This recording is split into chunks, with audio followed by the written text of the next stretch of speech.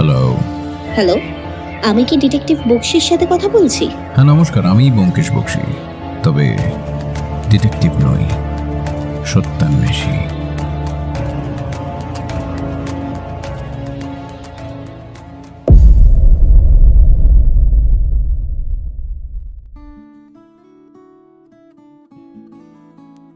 Welcome সবাইকে। সবাই কেমন আছেন? আশা করছি সবাই খুব ভালো আছেন। চ্যানেলে কিন্তু এবার ব্যাক টু ব্যাক গল্প আসছে। এতটা ধারাবাহিকতা কিন্তু আর কোনো স্টোরি চ্যানেলে আপনি পাবেন না।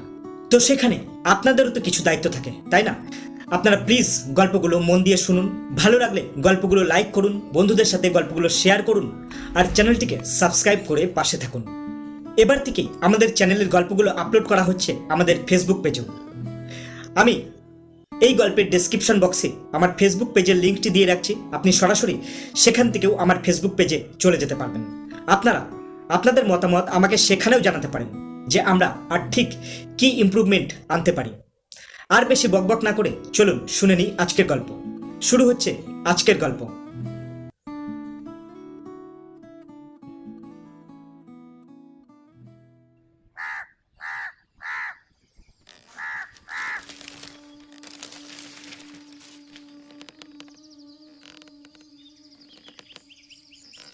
এখন গ্রীষ্মকাল, উষ্ণতার দাবদাহে চারিদিকে যেন আগুন লেগেছে। গতকাল সন্ধ্যায় কালবৈশাখী হয়ে গেছে এক ঝলক, তারপর থেকেই লোডশেডিং। আজ সকালেরও একই হাল। কালবৈশাখী ঝড়ের দরুন কাল রাতে আবহাওয়া একটু শীতল ভাব ছিল, ফলে গরম অতটা টের পাওয়া যায়নি।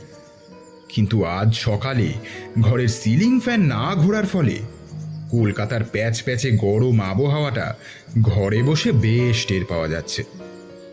সম্ভবত কোথাও ওভারের তার ছিঁড়েছে, সেটা কতক্ষণে মেরামত হবে তা এখন কর্তাদের ইচ্ছের উপরে নির্ভর করে। তাই আপাতত আমাদের আর কিছু করবার নেই। এই সময় বসে থেকে থেকে কি করব ভাবতে ভাবতেই হঠাৎ খেয়াল এলো আমার পরবর্তী গল্পের জন্য আশ্চর্য তথ্যের উপর পুরনো কিছু রিসার্চের কাজ বাকি। তাই সেগুলো নিয়েই বসে পড়লাম। গল্প লিখছিলাম ঠিকই, কিন্তু মন ছিল অন্যদিকে।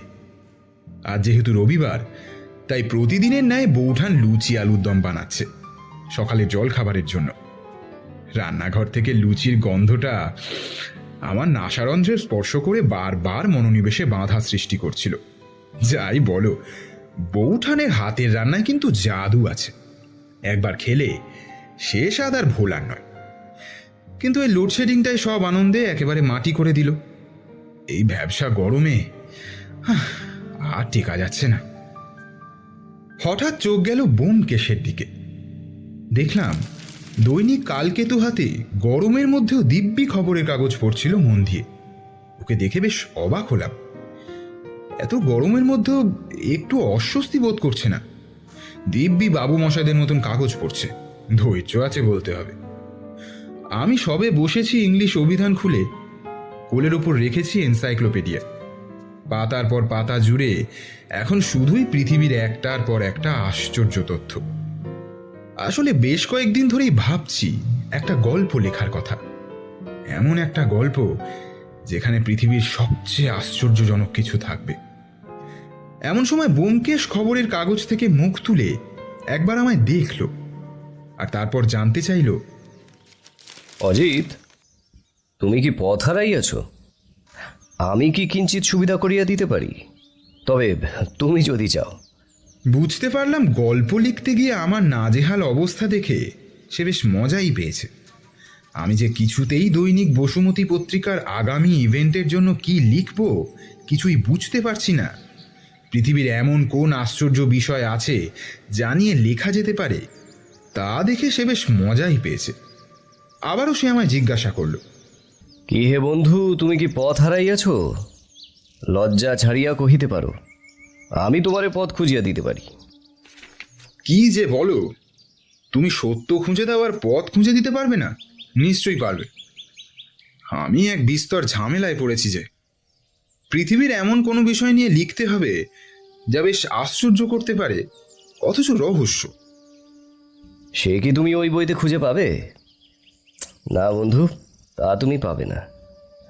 যদি একান্তই খুঁজে পেতে হয় তবে যাও আয়নার সামনে এবং দেখো নিজেকে। জানো অজিত, মানুষ নিজেকে নিয়ে সবচেয়ে বেশি আশ্চর্য হতে পারে এবং নিজের ভেতরেই সেই রহস্য রয়েছে যা অন্তহীন। অজিত, তুমি মানব চরিত্র নিয়ে কিছু লেখো, বিশেষ করে মানব মনের উপরে কিছু লিখতে পারো। ব্যোমকেশের কথা এবার বুঝতে পারলাম যে মানব চরিত্র নিয়ে গল্প লেখাই আমার উচিত হবে। সত্যিই তো, ব্যোমকেশের সঙ্গে থেকে এত অভিজ্ঞতা হয়েছে মানব চরিত্র নিয়ে যে সেই বিষয়ে বইপত্র ঘাটার প্রয়োজন আমার থাকবে না।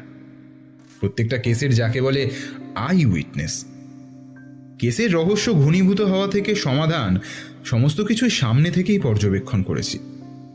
আর তাছাড়া সব থেকে বড় বিষয়, ত্রিবেণী সঙ্গমের তেতলার মেজবাড়িতে সেই খুনের কেস, যার দরুন ব্যোমকেশের সঙ্গে আমার প্রথম পরিচয় এবং সেখান থেকেই আমাদের বন্ধুত্ব।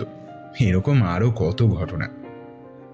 আমি তো বেশ নির্দ্বিধায় নিজের দেখা যে কোনো ঘটনা নিয়ে লিখে নিতে পারবো। এসব কথা ভেবে সবে খাতার পাতায় কলম দিয়েছি, তখনই বেজে উঠল বাড়ির টেলিফোন।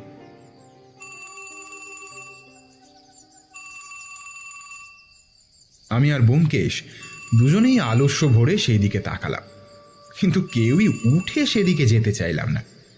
আজ রবিবার, ছুটির দিন। যদি কারুর একান্তই দরকার হয় তবে নিশ্চয়ই আবারও ফোন করবে।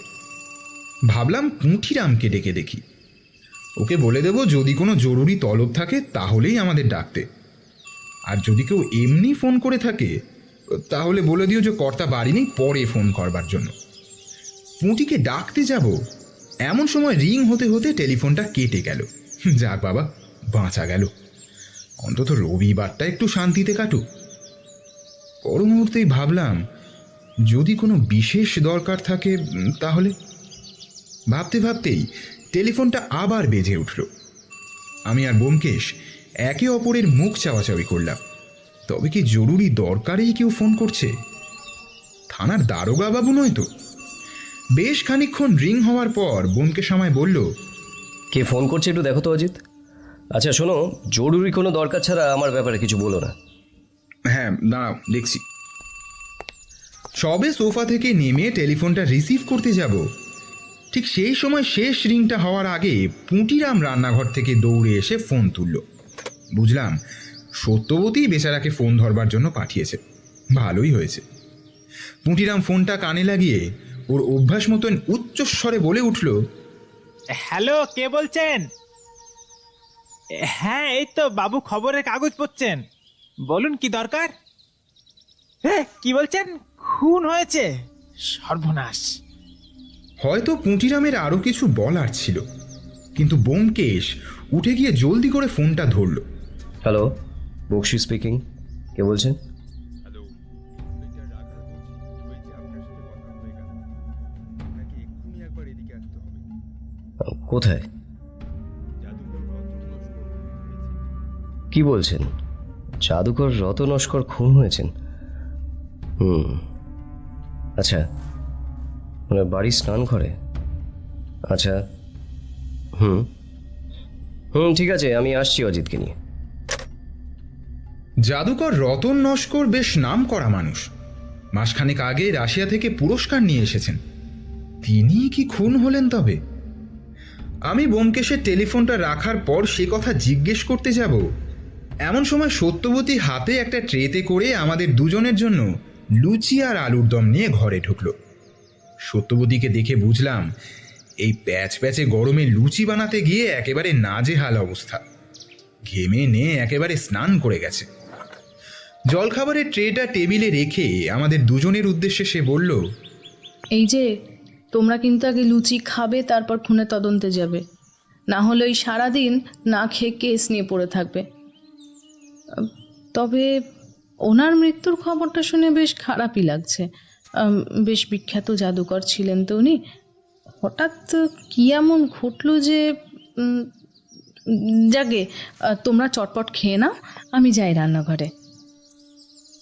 বোঠান তুমি খাবে না? আর ভিজে স্নান করে গেছো তো, এত গরমে এসব বানানোর কি প্রয়োজন ছিল বলো তো? তার উপর কারেন্ট নেই। বসো, এখানে একটু বসো। না, আসলে আজ রবিবার তো, ছুটির দিন, একটু জল খাবার না বানালে কি চলে? তাই আর কি। আর তাছাড়াও খোকাও খেতে ভালোবাসে, সকালেও লুচি খাবে বলে বায়না করছিল। নাও ঠাকুরপো, গরম গরম লুচি তোমরা খেয়ে নাও, আমি পুটি পরে খাবো। আচ্ছা পুটি শোন, তুই একটু রান্নাঘরটা সামলা, আমি আসছি একটু পরে। দেখিস আবার পুড়িয়ে দিস নে। না না বৌঠান, তুমি নিশ্চিন্তে থাকো, তুমি দাদাবাবুদের সঙ্গে কথা বলো, আমি যাই। এই বলে সত্যবতীর কথা মতো পুঁটিরাম রান্নাঘরের দিকে চলে গেল। ওর যাওয়ার পর আমি ব্যোমকেশকে জিজ্ঞেস করলাম, কি বললেন রাখালবাবু? খুনের ব্যাপারে কি কি জানতে পারলে? ব্যোমকেশ বলল, রাখালবাবু বললেন যে রতনবাবুকে নাকি নিজের বাড়ির বাথরুমের ভেতরে ছুরিবিদ্ধ অবস্থায় পাওয়া গেছে। শরীরে খালি একটা পাজামা ছিল, ঘরের ভিতর গ্রামাফোন বাজছিল। উনি একাই থাকতেন, তাই কে খুনটা করেছে কিছুই বোঝা যাচ্ছে না। গোটাটাই বেশ রহস্যজনক আর ইন্টারেস্টিংও। কেন, কি এমন ঘটলো? কারণ রাখালবাবুর কথা মতো বাড়ির সদর দরজা খোলা ছিল, আর সদর দরজার চৌকাঠের ওপর রাখা ছিল একটা গোলাপের স্তবক। রতনবাবু বিপত্নিক ছিলেন, স্ত্রী মারা গেছেন বছর 7 আগে। এক ভাগ্নেকে নিয়ে থাকতেন। ওনার বাড়িতে জাদু জগতের অনেকেরই আসা যাওয়া ছিল, কিন্তু বেশ কিছুদিন হলো ওনার ভাগ্নে দেশের বাড়ি ঘাটালে গেছিল। ইদানিং উনি একাই থাকতেন। রাখালবাবু বললেন বাড়ির একটাও জিনিস নাকি খোয়া যায়নি। আলমারিতে নগদ 25,000 টাকা ছিল, যাতে হাত দেয়নি অপরাধী, কারণ আলমারির তালা বন্ধ ছিল। যতদূর শুনলাম তার থেকে এটাই বোঝা যাচ্ছে, মনে হয় কেউ কেউ প্রতিহিংসায় খুনটা করেছে, কারণ কিছু মূল্যবান জিনিস খোয়া যায়নি, আলমারির টাকাও খোয়া যায়নি, হাতাহাতির কোনো চিহ্নও পাওয়া যায়নি। প্রত্যেকটা জিনিস নিজের জায়গাতেই আছে। কিন্তু এর থেকে বেশি পুলিশ এখনো কিছু বলতে পারলো না, তবে তদন্ত এখনো চলছে। উনি বিপত্নিক ছিলেন বটে, কিন্তু আজকের দিনে সিনেমা জগতের বিখ্যাত নায়িকা রূপসার সঙ্গে ওনার প্রেম নিয়ে বহু কেচ্ছা বাজারে ঘুরছে। ওই তো সেদিনও চিত্ররথ ম্যাগাজিন বিষয়টাকে নিয়ে খবর করেছিল। তবে এখন সে নায়িকার নামের সঙ্গে আরও এক নায়কের নাম জুড়েছে বটে, যার নাম ছিল মেঘ। হ্যাঁ হ্যাঁ হ্যাঁ, মনে পড়েছে, মেঘ কুমার। তার নামে জুড়ে এখনো বহু বিতর্ক তৈরি হয়েছে। তাদের দ্বারাও কিছু হয়ে থাকতে পারে। আজকাল এই প্রেমের চক্করে কত কিছুই যে হয়ে চলেছে তার কোনো ইয়ত্তা নেই। সে কথা তুমি ঠিকই বলেছ সত্য। তবে কি বলতো, এই যে সমাজের উপরতলার মানুষেরা, এদের শত্রুদের কোনো ঠিক ঠিকানা থাকে না।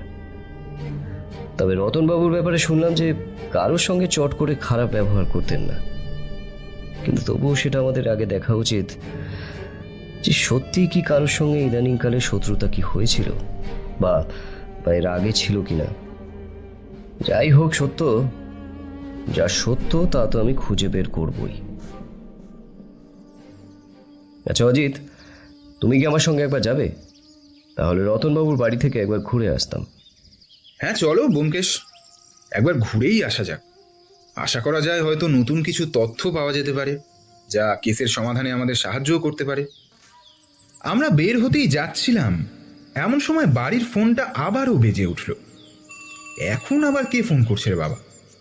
তাড়াতাড়ি টেলিফোনের কাছে গিয়ে রিসিভারটা তুলে নিলাম। হ্যালো, হ্যাঁ কে বলছেন? টেলিফোনের ওপাশ থেকে গম্ভীর গলায় উত্তর এলো,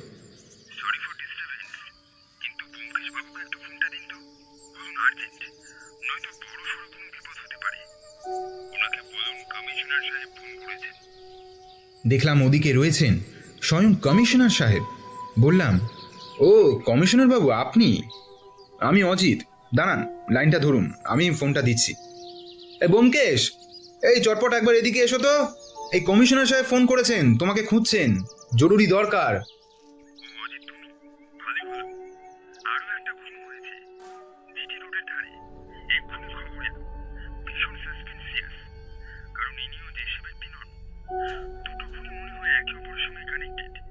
কি বলছেন? আবার কি খুন হলো? উনি কিছু বলতে যাবেন, এমন সময় লক্ষ্য করি আমার ঠিক পিছনে ব্যোমকেশ এসে দাঁড়িয়েছে। এদিকে আসো, কথা বলো। আমি ব্যোমকেশকে ডেকে ফোনটা দেওয়ার পর ব্যোমকেশ কথা বলতে লাগলো। হ্যাঁ কমিশনার সাহেব, হ্যাঁ ব্যোমকেশ বলছি, বলুন কি বলছেন? আরও একটা খুন? আচ্ছা, কে? অভিনেত্রী রূপসার দেহ পাওয়া গেছে? আচ্ছা, কোথায়? আচ্ছা বেশ বেশ, আমি আসছি। ফোনটা রাখার পর ব্যোমকেশ আমাকে জানালো যে জাদুকর রতন নস্করের বান্ধবী অভিনেত্রী রূপসার দেহ জিটি রোডের ধারে পাওয়া গেছে। সকাল থেকেই দেহ সেখানে পড়েছিল, কিন্তু মুখ এতটাই বিকৃত করে দেওয়া হয়েছে যে প্রথমে তাকে শনাক্ত করা যায়নি, পরে তার দেহ চেনা যায়। অর্থাৎ সকালে একই সাথে দুজনের খুন হয়েছে। খুনের সময়টাও প্রায় একই, কিন্তু খুন হয়েছে দুটি ভিন্ন জায়গায়। এ কি করে সম্ভব? জাদুকর এবং তার প্রেমিকার মৃত্যুতেও মনে হয় এক মায়াজাল লুকিয়ে আছে, যা হয়তো পুলিশ সন্ধান পেয়েও দিশেহারা। জাদুকর রতন নস্কর খুন হন তার বাড়ির বাথরুমে এবং তার বান্ধবী রূপসার দেহ পাওয়া যায় জিটি রোডে। জাদুকর রতন নস্করের দেহ বিকৃত করা হয়নি, কিন্তু অভিনেত্রী রূপসার দেহ বিকৃত করা হয়েছে। কোনো প্রতিহিংসার ব্যাপার নাকি সেটা বোঝা গেল না যদিও, কিন্তু তেমন ধারণাকে অস্বীকারও করা যায় না। যাই হোক, আমি আর ব্যোমকেশ রওনা দিলাম জিটি রোডের দিকে। পুলিশ এখনো সেখানে দেহ রেখে অপেক্ষা করছিল।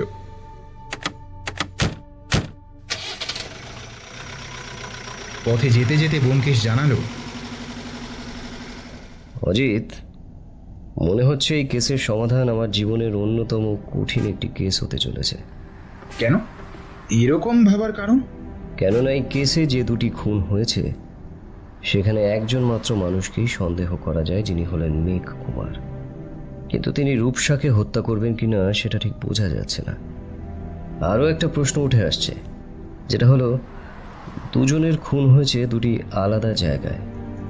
একজন নিজের বাড়ির বাথরুমে, আর অন্যজন কোথায় সেটা এখনো রহস্য হয়ে থেকে গেছে, কারণ জিটি রোডে ওনার দেহ পাওয়া গেছে।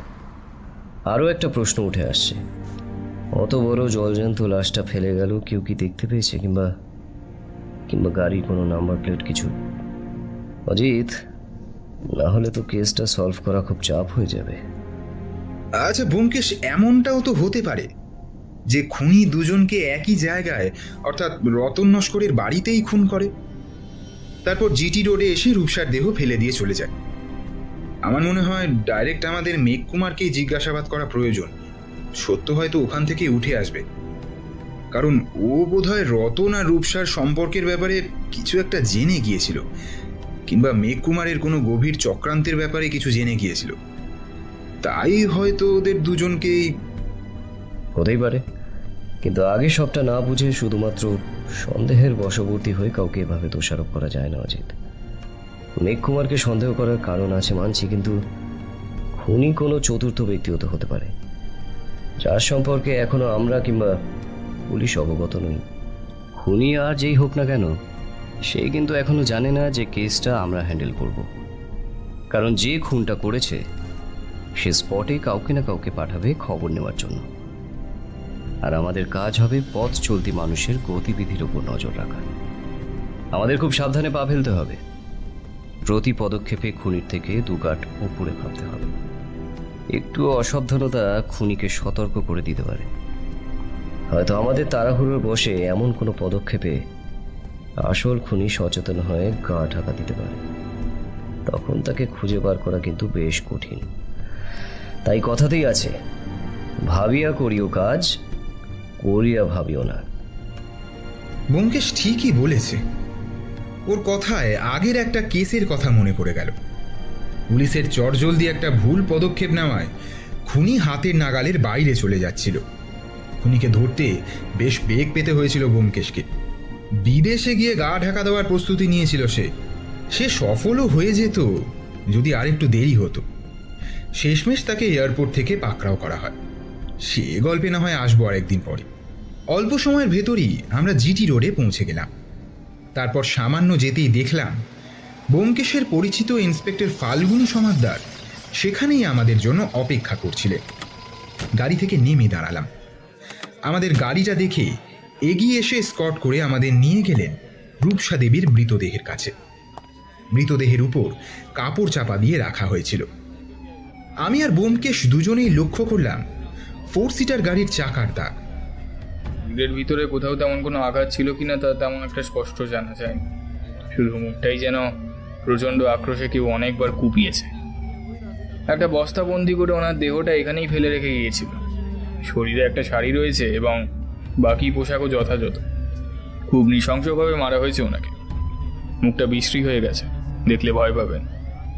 জেনে বেশ অবাক হলাম যে সম্পূর্ণ দেহের আর কোথাও আঘাত নেই, শুধুই মুখটা বিকৃত করে দেওয়া হয়েছে। অজিত, তুমি ওইখানটা দাঁড়াও। এমন কিছু তুমি হয়তো মনের থেকে মেনে নিতে পারবে না। শত হলেও তুমি একজন লেখক মানুষ, ভাবুক প্রকৃতির। তবে হ্যাঁ, আমি জানি আমার প্রত্যেকটা কেসে তুমি ছায়ার মতো সঙ্গী হয়েছিলে। তবুও বলা তো যায় না যদি তোমার শরীরটা খারাপ করে। তাই তুমি ওখানেই দাঁড়াও। আর শোনো, আশেপাশের গতিবিধির দিকে একটু নজর রেখো। আমার মন বলছে কিছু একটা সন্ধান আমরা পেতে পারি, তাই চোখ কান সব খোলা রেখো। আমি একটু বডিটা দেখে আসছি। আমার সত্যি এমন বিভৎস কিছু দেখবার মনের জোর নেই, তাই ব্যোমকেশের কথা মতন হাত পাঁচেক দূরেই দাঁড়িয়ে রইলাম। ব্যোমকেশ ফাল্গুনী বাবুর সাথে সেই দিকে এগিয়ে গেল। একটা কাপড়ে মোড়া দেহের ওপরের অংশ থেকে চাদরের অংশ সরিয়ে দিতে দেখলাম যে ব্যোমকেশের মতন সাহসী লোকও দুপা পিছনের দিকে সরে এলো। এরপরেই চাদর দিয়ে পুলিশরা আবার মুখ ঢেকে দিল। একজন সাংবাদিক দেখলাম দূরে দাঁড়িয়ে ছবি তোলার চেষ্টা করছিলেন, কিন্তু ফাল্গুনী বাবু সেই ছবি তুলতে নিষেধ করলেন। ব্যোমকেশ ধীর পায়ে আমার কাছে এসে দাঁড়ালো।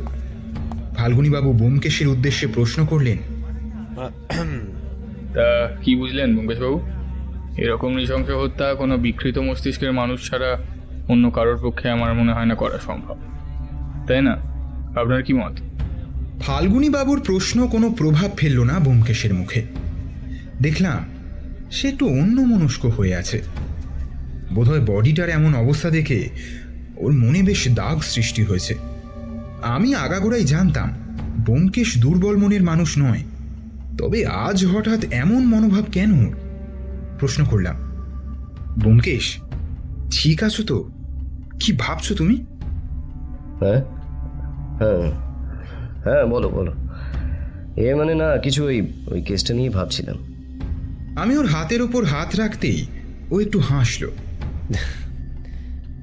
কি যেন একটা ভেবে পায়জামার পকেটের ভেতর হাত ঢোকালো। পকেট হাতড়ে সিগারেটের প্যাকেট থেকে একটা সিগারেট বার করে সেটা ধরালো। বেশ কয়েকটা সুখের টান নিল, তারপর খুব শান্ত গলায় বলল, অজিত, যা দেখলাম তা চোখে না পড়লেই ভালো হতো। মুখের ওপরে যেন একটা ব্লেড দিয়ে ফালা ফালা করে কেটে দেওয়া হয়েছে। মুখ জুড়ে দাগ স্পষ্ট। এতটা আক্রোশ কখনো কোনো সুস্থ মস্তিষ্কের মানুষের পক্ষে সম্ভব নয়। আমি বলছি অজিত, যেই এই কাজ করে থাকুক সে অসম্ভব দ্রুত এবং অসম্ভব ভালোভাবে সে ব্লেড চালাতে পারে। যদি আমি খুব ভুল না হই তবে তিনি একজন চিকিৎসক। ডাক্তারি বিদ্যা ছাড়া এইভাবে এই কাজ করা অসম্ভব। কিন্তু এমন মানুষের এদের সঙ্গে কি যোগসূত্র সেটা আগে খুঁজে বার করতে হবে। এই কাজটা কিন্তু খুব কিছু সহজ কাজ নয়, বুঝলে অজিত? এক মেধাবী মানুষের সঙ্গে এবার আমাদের বুদ্ধির লড়াইতে নামতে হবে। কলকাতার অগণিত মানুষের ভেতর থেকে এমন একজনকে খুঁজে বের করা যার পরিচয় ধোঁয়াশা, বেশ কঠিন একটা কাজ হতে চলেছে অজিত। ব্যোমকেশ, তুমি যা বলছো তা আমি বেশ ভালোভাবেই বুঝতে পারছি। এমন একজন অপরাধী যিনি একজন বিখ্যাত নায়িকা পর্যন্ত এভাবে পৌঁছতে পারেন, তিনি যে খুবই ধূর্ত এবং তারও যে নাম ডাক আছে এটা কিন্তু পরিষ্কার।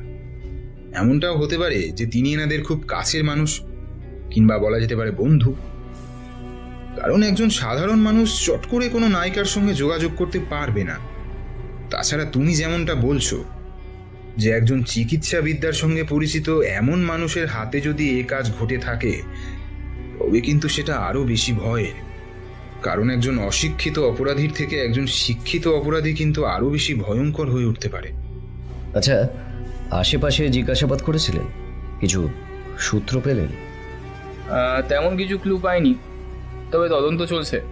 আমরা আশাবাদী যে খুব শীঘ্রই আমরা আসামিকে কারোতে পড়তে পারবো। আচ্ছা, বডিটাকে এক্স্যাক্ট কটার সময় দেখতে পায়, আর আপনি আশাবাদী হচ্ছেন কিভাবে? তবে কোনো বডিটাকে ওই আনুমানিক 5:30 থেকে 6টা নাগাদ ওই চায়ের দোকানের লোকটা প্রথম দেখেছিল। দেখেই নাকি খুন খুন বলে চেল্লাচিল্লি শুরু করে। তারপর আশপাশের লোক ঘটনাস্থলে এসে দেখে যে একটা ক্ষতবিক্ষত লাশ ওখানে পড়ে আছে। তারপরেই ওদের মধ্যে থেকে একজন আমাদেরকে খবর দেয়। সঙ্গে সঙ্গে স্পটে লোক পাঠিয়ে দিয়ে তারপর আপনাকে খবর দিই। তবে তবে কি প্রশ্ন করলাম। দেখলাম ব্যোমকেশও অধীর আগ্রহে উত্তরটার অপেক্ষায় চেয়েছিল ফাল্গুনী বাবুর দিকে। উনি সেটা বুঝতে পেরে বিলম্ব না করেই বললেন, তবে একজন নাকি একটা গাড়িকে দেখেছে খুবই দ্রুত গতিতে ওই জিটি রোড ক্রস করতে। আর একটু হলেই নাকি গাড়িটা উল্টে যাচ্ছিল। গাড়িতে নাকি একজন লোক বসেছিল, তার আনুমানিক বয়স ওই 45 বছর, এবং তার নাকি গালে চাপ দাড়ি ছিল। আচ্ছা, তা উনি আর কিছু দেখতে পেয়েছেন নাকি? আচ্ছা, আর লাশটা কি ফেলতে দেখেছিলেন? গাড়ির কোনো নাম্বার প্লেট? যদিও মনে হয় না আসল নাম্বার প্লেট দিয়ে খুনি এই কাজটা করবে বলে। ব্যোমকেশের মুখে নাম্বার প্লেটের ব্যাপারটা শুনে মুখটা একটু ছোট হয়ে গেল তার। আমি এবং ব্যোমকেশ অনায়াসেই বুঝতে পারলাম ওনার পাওয়া ক্লুয়ের ব্যাপারটা। নিজেকে সামলে নিয়ে ফাল্গুনীবাবু বললেন, না, উনি তেমন আর কিছু দেখেননি। ওনার ঘুমের চোখ ছিল তখন। গাড়ির চাকার আওয়াজেই ওনার ঘুম ভাঙে। তখনই সে দেখতে পায় ওই লোকটাকে। তারপর গাড়িটা যাওয়ার পরেই আবার শুয়ে পড়েছিলেন তিনি। পরে ওই হট্টগোলের আওয়াজে ওনার ঘুম ভাঙে। তারপর তিনি জানতে পারেন এই খুনের ব্যাপারটা।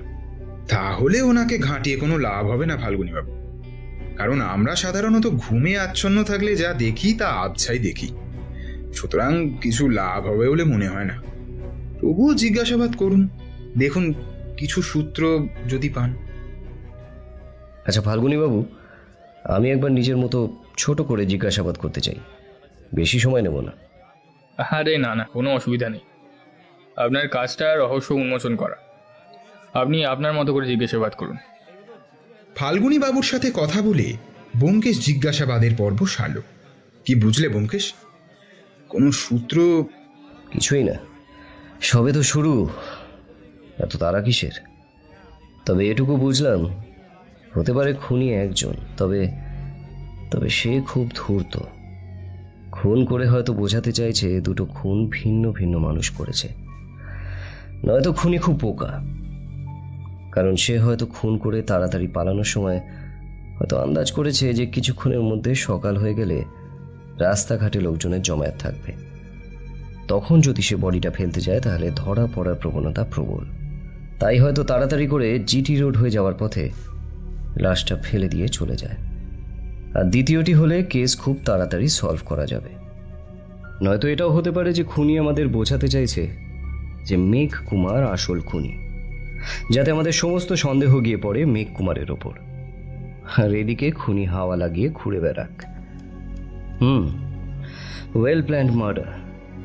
খুনি তার মানে আগে থেকেই জানতো যে রূপসা আর রতনের মধ্যে কিছু একটা চলছে, আর খুনি এই বিষয়টারই সুযোগ নিয়েছে, যাতে খুনের মোটিভ হিসেবে এটা বোঝানো যায় যে মেঘ কুমার রতন আর রূপসার মেলামেশার ব্যাপারটা একদম ভালো চোখে দেখতো না। তাই রাগের বশে প্রথমে রতনকে এবং পরে অভিনেত্রী রূপসাকে খুন করে।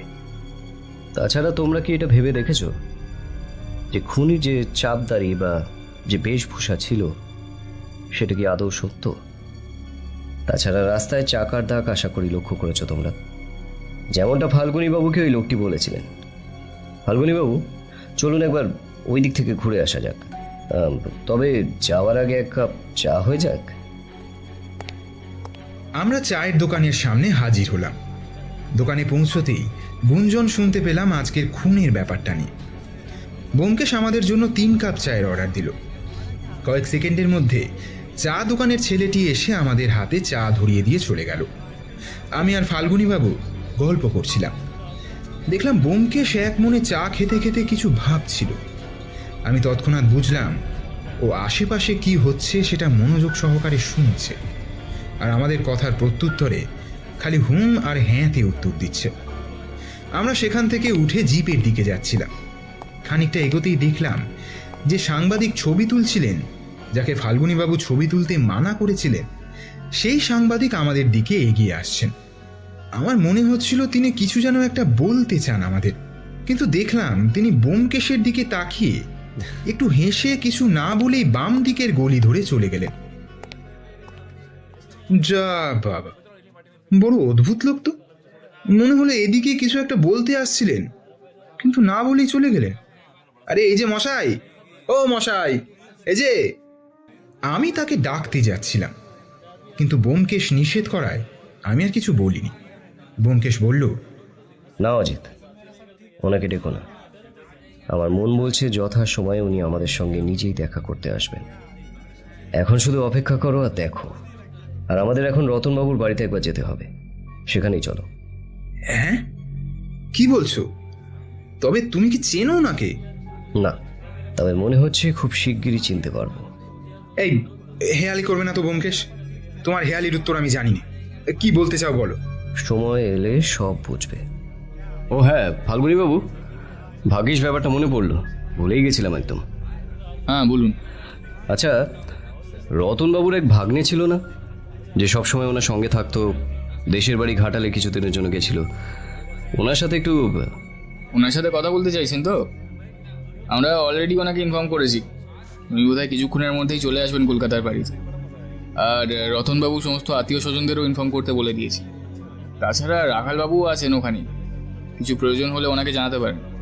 আমি ওই দিককার কাজ মিটিয়ে আসছি। বাহ, ভালো কাজ করেছেন। তাহলে তো এখানে দাঁড়িয়ে থেকে কোনো লাভ নেই। আপনি তাহলে কাজটা মিটিয়ে সময় মতো চলে আসবেন সেখানে। এবার দেখাই যাক জাদুঘরের বাড়িতে আবার নতুন কি রহস্য অপেক্ষা করছে। চলো অজিত, দেরি হয়ে যাচ্ছে, এসো।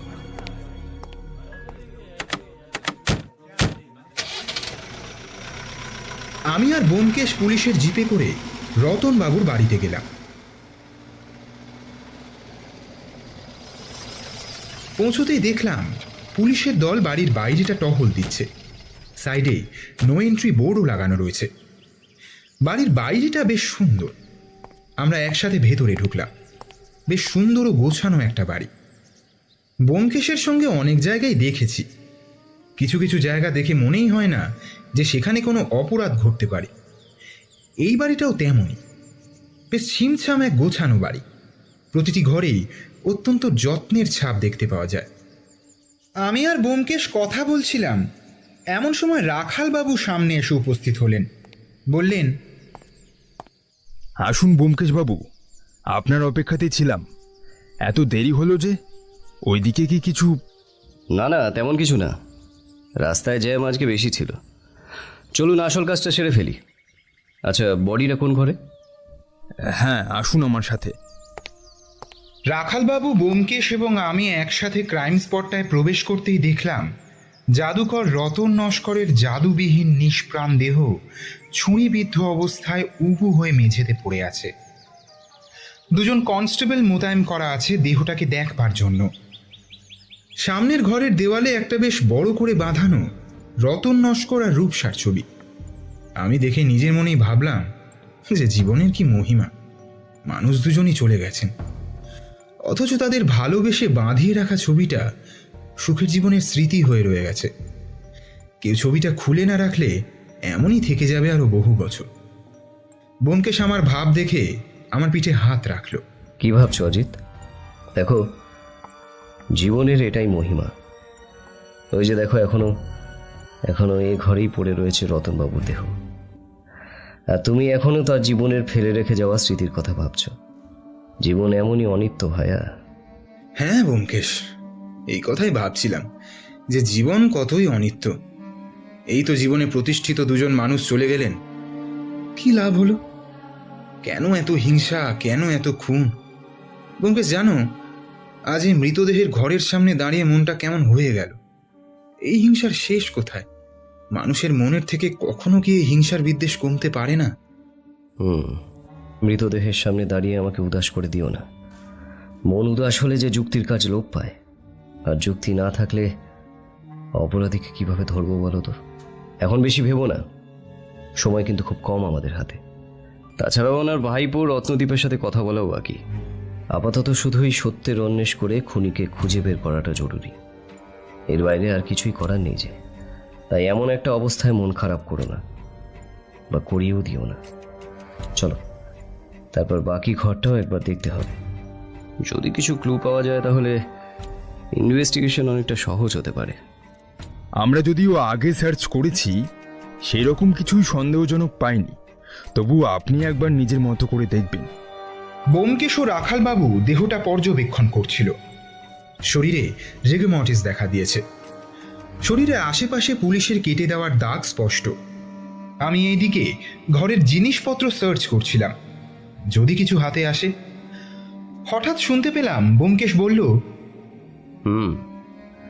That's interesting. কি ইন্টারেস্টিং জিনিস ব্যোমকেশ? মায়াজাল, বা বলতে পারো দৃষ্টিভ্রম। আহা ব্যোমকেশ, কি বলতে চাইছো খোলসা করে বলো দেখি। মানে এমন কিছু যা আমরা চোখের সামনে ঘটতে দেখছি, আদপে সেটা কিন্তু বাস্তবে ঘটেনি কখনো। বাস্তবটা একেবারেই তার ব্যতিক্রম। জাদুকরদের ভাষায় একে বলে হাত সাফাই। জাদুকর তো অনেকক্ষণ আগেই মারা গেছেন, তাহলে জাদুটা দেখাবে কে? আমি আর রাখালবাবু দুজনেই হতবাকের মতন তাকিয়ে রইলাম ব্যোমকেশের দিকে। ও আমাদের উদ্দেশ্যে কিছু বলতে যাবে, এমন সময় শুনতে পেলাম পুলিশের জিপ এসে থেমেছে বাড়ির বাইরে। শুনতে পেলাম বুটের শব্দ। ক্রমশ সেই শব্দ জোরালো হচ্ছে। আমরা তিনজনেই মূল দ্বারের দিকে এক দৃষ্টে তাকিয়ে রইলাম। তবে কি ফাল্গুনী বাবু এলেন? হ্যাঁ, যা ভেবেছি ঠিক তাই। তবে উনি একা নন, তার পিছনেই রয়েছেন একজন কনস্টেবল, আর তার পাশেই রয়েছে বছর 20-25-এর এক ছোড়া, পরনে ধুতি আর গায়ে গেরুয়া পাঞ্জাবি। বাহ, একদম সঠিক সময় এসে পড়েছেন ফাল্গুনী বাবু। আপনার সাথে কিছু জরুরি কথা ছিল, আসুন। দেখলাম ফাল্গুনী বাবু ইশারায় কনস্টেবলদের রুম থেকে বেরিয়ে যেতে বললেন। আচ্ছা, ইনি বোধ হয় রতনবাবুর ভাগ্নে রত্নদীপ, তাই না? হ্যাঁ, ঠিক ধরেছেন, কিন্তু আপনি কি করে বুঝলেন? সবই জাদুর খেল। নমস্কার ব্যোমকেশবাবু, আমার নাম রত্নদীপ নস্কর। সম্পর্কে উনি আমার মামা। আপনার নাম আগেও শুনেছি, বেশ খ্যাতি আছে আপনার।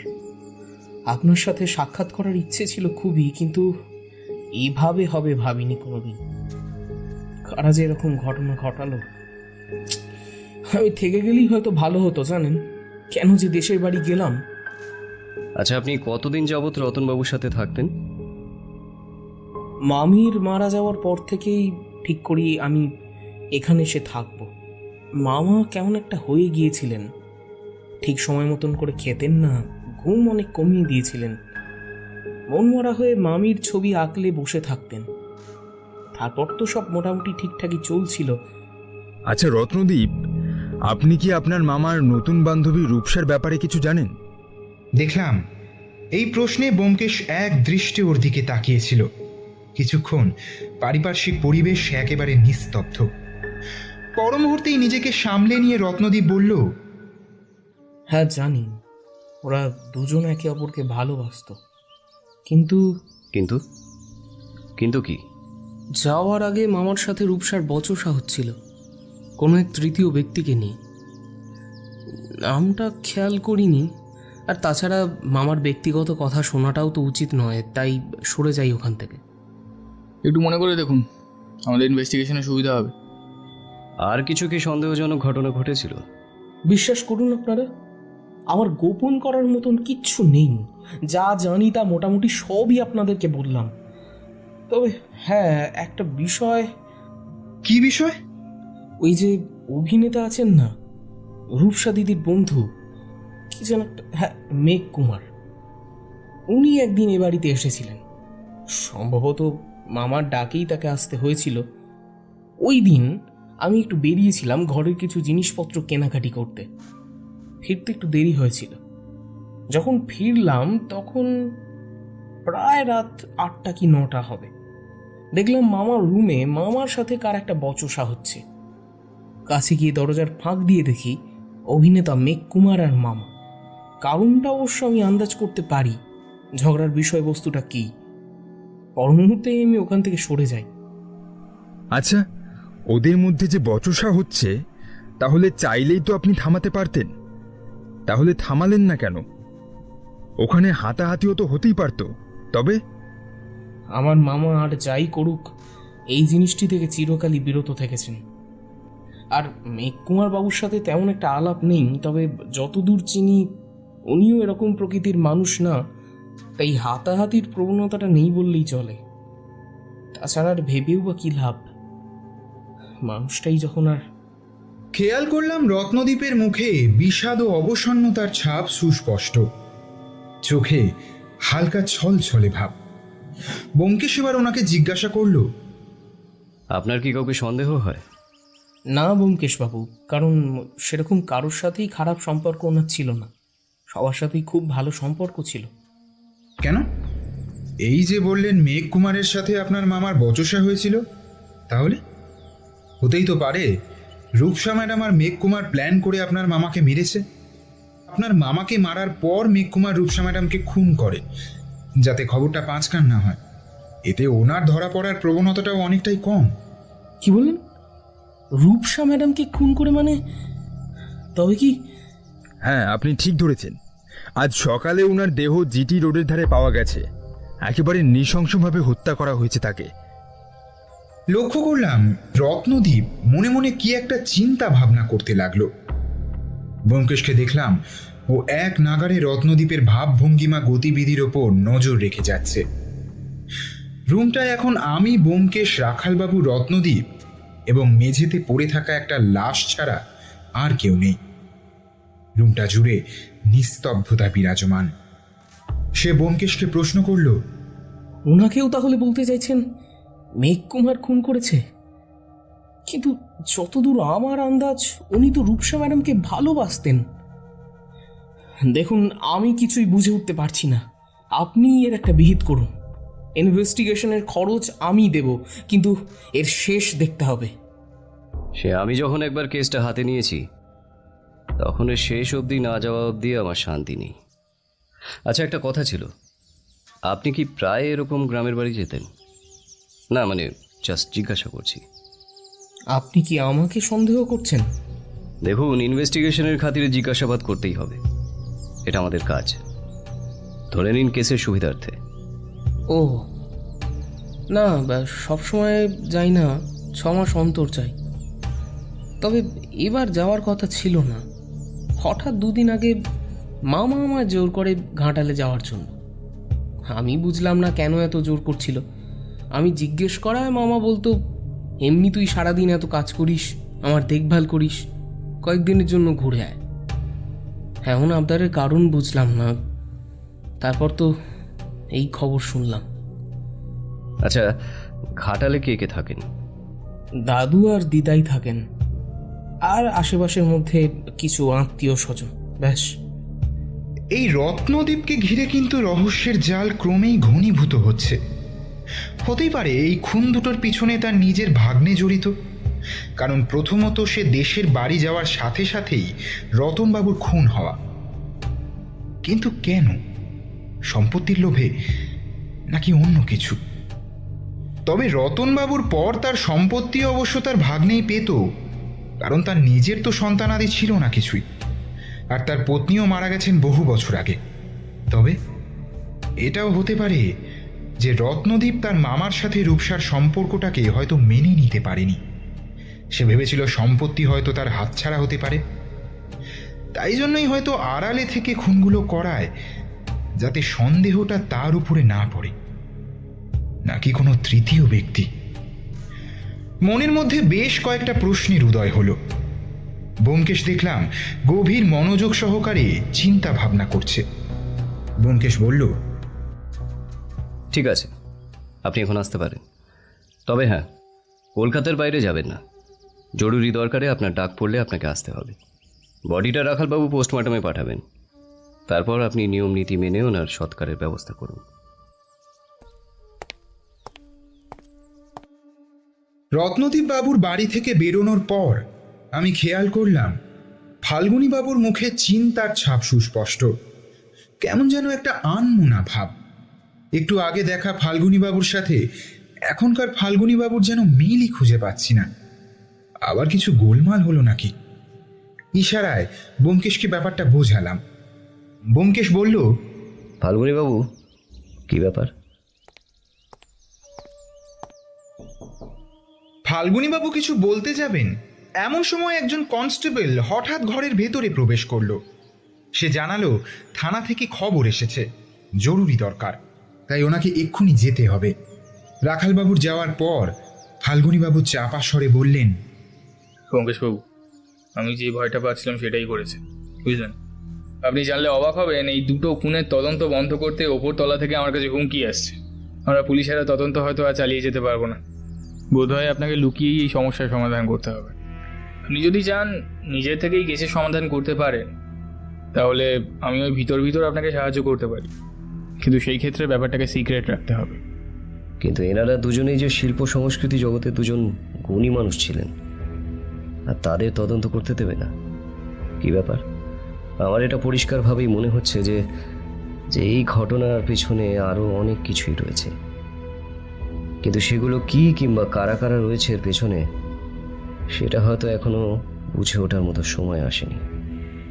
যাই হোক, আমি কমিশনার সাহেবের সঙ্গে একবার কথা বলে দেখব। আমি জানি না আপনারা তদন্ত করতে পারবেন কিনা, তবে আমি নিজের তদন্ত চালিয়ে নিয়ে যাব, এ কথা আমি আপনাকে আজ বলে রাখলাম। কারণ একবার আমি যে কেসে ইনভলভ হয়েছি, সে কেসের সত্য অনুসন্ধান না করা অবধি আমার ছুটি নেই। ব্যোমকেশ সেদিকে অল্প সময় তাকিয়ে থেকে কিছু যেন ভাবল। তাহলে আমার অনুমানটাই কি ঠিক? মানে? আপনি কি বলতে চান স্পষ্ট করে বলুন তো ব্যোমকেশবাবু। ফাল্গুনীবাবু, অজিত, আমি যা বুঝতে পারছি সেটা এখানে বলবো না, তবে পুলিশের ওপর মহল থেকে যে খুনের তদন্তে বাদ সাধা হচ্ছে তার যথেষ্ট কারণ আছে বলেই মনে করছি। জাদুঘরের জাদু খুব সহজে ফুরাবার নয়। একটাই কথা বলবো, যে তিনি এখনো নিজের জাদু দেখাচ্ছেন। অসম্ভব বুদ্ধিমান। আমার বুদ্ধিকে একটু হলেই উনি পেরিয়ে যেতেন। ইনি যে কেন নিজের আত্মবিশ্বাসকে একটু কমিয়ে রাখলেন না, সেটা যদি করতেন তাহলে আমি কিন্তু কখনোই বুঝে উঠতে পারতাম না। যাজ্ঞি, চলুন বাইরে চলুন। আমি আপনাদের কিছু কথা বলবো যা হয়তো আপনাদের কাছে অবিশ্বাস্য লাগবে, তবে যদি আমার উপরে আপনাদের সামান্যতম বিশ্বাস থেকে থাকে, তবে এই রহস্যের সমাধান যে কতটা সহজ ছিল সেটা খুব সহজেই বুঝে নিতে পারবেন। আমরা ব্যোমকেশের কথা মতো বাইরে বেরিয়ে এলাম। এখন রোদের প্রভাব বেশ ভালোই টের পাওয়া যাচ্ছে। সূর্য একেবারে মাথার ওপরে রয়েছে। ব্যোমকেশ আমাদের দুজনকে নিয়ে আলাদা করে একটা জায়গায় এলো। যদি আমি খুব ভুল না হই, তবে জাদুকর এখনো মারা যাননি। রতন নস্করের মৃত্যু হয়নি এখনো, এবং তিনি নিজেকে লুকিয়ে ফেলবার একটা কোনো ফন্দি যে করেছেন, এ কথা আমি পরিষ্কারভাবেই বলছি। তিনি কেন এই কাজ করেছেন এটা বুঝতে পারলাম না, তবে যাই হোক, এ কথা যেন কোনোভাবেই আর কেউ না জানে। আমরা তিনজন এই বিষয়টা নিয়ে একটু গোপনীয়তা রাখবো। এই লোকটি যিনি মারা গেছেন তিনি একজন ডামি। আমি কিছুদিন আগে জাদুকরের একটি ছবি সংবাদপত্রে দেখেছিলাম, যেখানে ওনার ঘাড়ের কাছে একটা লাল জরুল দেখেছিলাম, যেটা কিন্তু এখানে অনুপস্থিত। প্রায় একই রকম, কিংবা বলা যেতেই পারে যে ওই একটা জরুল ছাড়া একই মানুষ খুন হয়েছেন। ফাল্গুনীবাবু, আপনি একটা খোঁজ নিন আপনাদের পুলিশি দপ্তরে থেকে, যে কোনো অপরাধী কি জেল থেকে সদ্য ছাড়া পেয়েছেন যিনি অনাথ এবং জাদুকর রতন নস্করের দেহগত বৈশিষ্ট্য সম্পন্ন। আমার এটাই বারবার মনে হচ্ছে যে এমন কেউই আজ এখানে খুন হয়েছেন। আবারও বলছি, আমাদের বাইরে যেন এই খবরটা কেউ না জানেন। তবে আজকের অভিযান এখানেই শেষ হোক। আপনি নিশ্চিত যে রতনবাবু মারা যাননি? হ্যাঁ, এটা তো সত্যিই এক আশ্চর্যজনক খবর। তবে তো পুলিশ দপ্তরে এই খবর জানানো দরকার। না, এখনই যদি সে খবর জানাজানি হয়, তবে অপরাধীর কানে সে খবর পৌঁছে যেতে পারে। আর যদি এভাবে সে খবর পৌঁছায় তার কাছে, তাহলে তাকে ধরা অসম্ভব হয়ে যাবে। আর আমার এটাও সন্দেহ আছে যে আপনাদের পুলিশ মহলের বড় বড় মাথা এই কাজের সঙ্গে জড়িত, আর সেটা খুঁজে বার করতেই হবে। কিন্তু রহস্য উদ্ঘাটন না হওয়া পর্যন্ত যেন কেউ না জানে, এমনকি কমিশনারও না। আমরা আর বেশি কথা না বাড়িয়ে সেদিন খুনের স্পট থেকে ফিরে এলাম। ফেরার পথে ফাল্গুনীবাবুকে দেখলাম, শুরুতে যে মন খারাপ ছিল এখন তা অনেকটাই কমেছে। তিনি প্রফুল্ল চিত্তেই ফিরে গেছেন।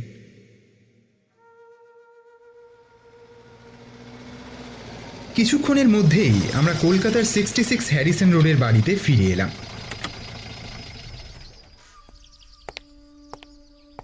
বাড়িতে এসে দেখি সত্যবতী খোকাকে খেতে দিচ্ছে। একটা বড় রুই মাছের পিস খোকাকে দিয়েছে। খোকার কাঁটা বাছতে বেশ অসুবিধা হচ্ছিল, তাই সত্যবতী নিজের হাতে কাঁটা বেছে তাকে খাইয়ে দিচ্ছিল। এই দৃশ্য যেন ব্যোমকেশের মনে রেখাপাত করলো ভালো মতন। আমায় ডেকে সে বলল, আচ্ছা অজিত, তুমি বলতে পারো যে নিজের জীবনকে সুরক্ষিত রাখার জন্য যে জীবন বীমা করা হয়, সেটি যিনি নমিনি থাকেন তিনি কেন টাকা পান? এতে তো না বলতে পারার মতন কিছুই নেই। মানুষের জীবনকে সুরক্ষিত রাখবার জন্যই জীবন বীমা করা হয়।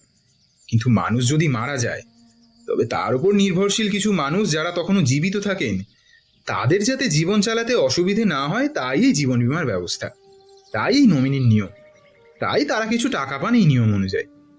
ধরো কেউ একজন 2-3টি প্রিমিয়াম দেওয়ার পর মারা গেলেন, তাহলে কি তার উপর নির্ভরশীল মানুষটি কিছু টাকা পাবেন নমিনি হিসেবে? না, 2টো প্রিমিয়াম দিলে সে টাকা তো পাবেন না। পলিসি রুল অনুযায়ী মিনিমাম তাকে 1-2 বছরের প্রিমিয়াম ভরতে হবে, তবেই পাবে। তাহলে আমার অনুমানটাই কি ঠিক? আচ্ছা, তাহলে তুমি কি মনে করছো যে এই 2টো খুন হওয়ার পেছনে এমনই কিছু কারণ আছে? এ বিষয়ে আমার গভীর সন্দেহ আছে, কিংবা বলা যেতে পারে স্থির প্রত্যয় হয়ে চলেছে। এবার আমাদের খুঁজে বের করতে হবে রতনবাবুকে। তারপর এই দুজনের নমিনি কে ছিলেন সেটা দেখতে হবে। সেটা একজন না একাধিকজন সেটাও দেখতে হবে।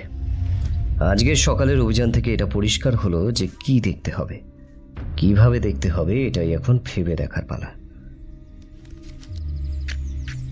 পকেট হাতড়ে সিগারেটের বাক্স থেকে সিগারেট বার করে তাতে আগুন দিল ব্যোমকেশ। তারপর লম্বা একটা টান মারল। দেখলাম বেশ গভীর মনোযোগ সহকারে কিছু যেন চিন্তা করছে সে। তারপর এগিয়ে গিয়ে আমার বই রাখার টেবিল থেকে একটা বই তুলে নিল। বইটার নাম অপরাধ বিজ্ঞান, যার লেখক পঞ্চানন ঘোষাল। ব্যোমকেশ সাধারণত নিজের বুদ্ধির ওপরেই আস্থা রেখে যে কোনো রহস্যের সমাধান করে, কিন্তু এক্ষেত্রে এই বইটি হাতে তুলে নেওয়া আমাকে এটা বেশ বুঝিয়ে দিল যে ব্যোমকেশ এক নয়, বরং একাধিক মানুষকে এই অপরাধের সঙ্গে যুক্ত বলে মনে করছে, যেটা সচরাচর ওর বেশিরভাগ সমাধান করা রহস্যের থেকে এই কেসটাকে পৃথক করে তুলেছে, যেটাও নিজেও বেশ বুঝতে পারছে।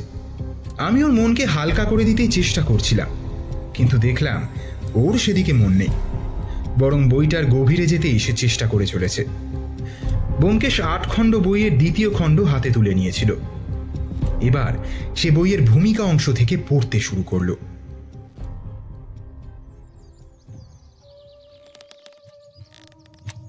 প্রবঞ্চনা তথা চিটিং একটি নির্বল, সাম্প্রতিক, অযৌনজ অপরাধ বলা যেতে পারে, কিন্তু এই সঠতা বহুবিধ উপায়ে সংগঠিত হয়। অর্থাৎ কিনা এক একজন শট এক এক প্রকার কার্যপদ্ধতিতে লোক ঠকায়। অপরাধীদের বিভিন্ন প্রকার অপরাধ পদ্ধতির উদ্ভবের প্রকৃত কারণ সম্বন্ধে মতভেদ আছে, কিন্তু আমার মতে অপরাধী কোনো একটি বিশেষ পদ্ধতি দ্বারা একবার সফলতা লাভ করলে সেই বিশেষ পদ্ধতির সাহায্যেই অপকর্ম করতে থাকে। অপর কোনো নতুন অপপদ্ধতির কথা সে চিন্তাও করে না। একই পদ্ধতি পুনঃ পুনঃ অবলম্বন করার ফলে সে বিশেষ পদ্ধতি সম্বন্ধে সে এমনই পাকাপোক্ত হয়ে ওঠে যে তখন অবলীলাক্রমে অনায়াসে বা অল্প আয়াসে এবং নির্ভুলভাবে সে উক্ত পদ্ধতি দ্বারা অপকর্ম করতে থাকে। অজিত, যা বুঝছি মেঘ কুমারের উপর বিপদ ঘনিয়ে এসেছে খুব শীঘ্রই। আরও একটি খুন হবে এবং সে খুন আজকের ভেতরেই হবে। আমি জানি না মেঘ কুমার এখন কি করছেন কিংবা কোথায় আছেন, তবে জাদুকর রতন নস্কর নিজেই এই খুনগুলোর পিছনে যুক্ত এ বিষয়ে আমার গভীর সন্দেহ আছে, কিংবা বলা যেতে পারে স্থির প্রত্যয় হয়ে চলেছে। হয় খুনি একাধিক, আর নয়তো একজন মানুষের ভেতরেই একাধিক খুনের সন্নিবেশ হয়েছে।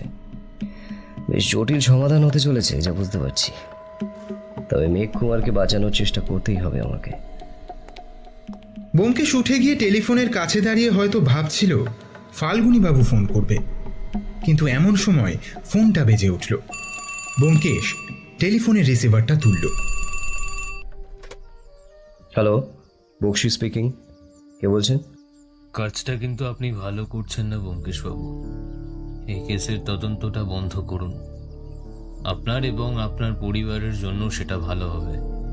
রিসিভারটা কানে দিতেই দেখলাম ওর মুখ ক্রমশ রাগে ভরে উঠছে।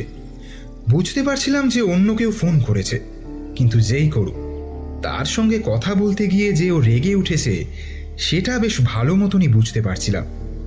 বেশ খানিকক্ষণ চুপ করে মনোযোগ সহকারে শোনার পর ব্যোমকেশ টেলিফোনের ওপারের মানুষটির উদ্দেশ্যে বলল, আপনি বোধহয় ভুলে যাচ্ছেন যে আপনি একজন সত্যান্বেষীর সঙ্গে কথা বলছেন। আপনি নিজের ব্যবহারটা একটু ঠিক করুন। আমি আপনাকে রিকোয়েস্ট করছি না, ওয়ার্নিং দিচ্ছি। সে আপনি যেই হন, কিন্তু আপনার কথা শুনে নিশ্চয়ই কাজ বন্ধ করব না আমি। আর এর আগেও বহু কেসে এরকম হুমকি অনেকেই দিয়েছে। তখনও যেমন পিছুপা হয়নি, এখনও পিছুবো না। সত্যের অনুসন্ধান আমার পেশার সঙ্গে নেশাও, তাই পয়সা দিয়ে আমাকে কেনা যায় না। আর শুনুন, আপনি যেই হন না কেন, আমাকে সত্যের থেকে আড়াল করে রাখতে পারবেন না। আমি স্বর্গের থেকে উপরে উঠে আর নরকের থেকেও নিচে নেমে সত্যকে খুঁজে বের করে আনতে পারি। আপনি যদি অন্যায় করে থাকেন তবে মনে রাখবেন যে আইনের হাত থেকে কেউ আপনাকে বাঁচাতে পারবে না, যদি ব্যোমকেশ জীবিত থাকে।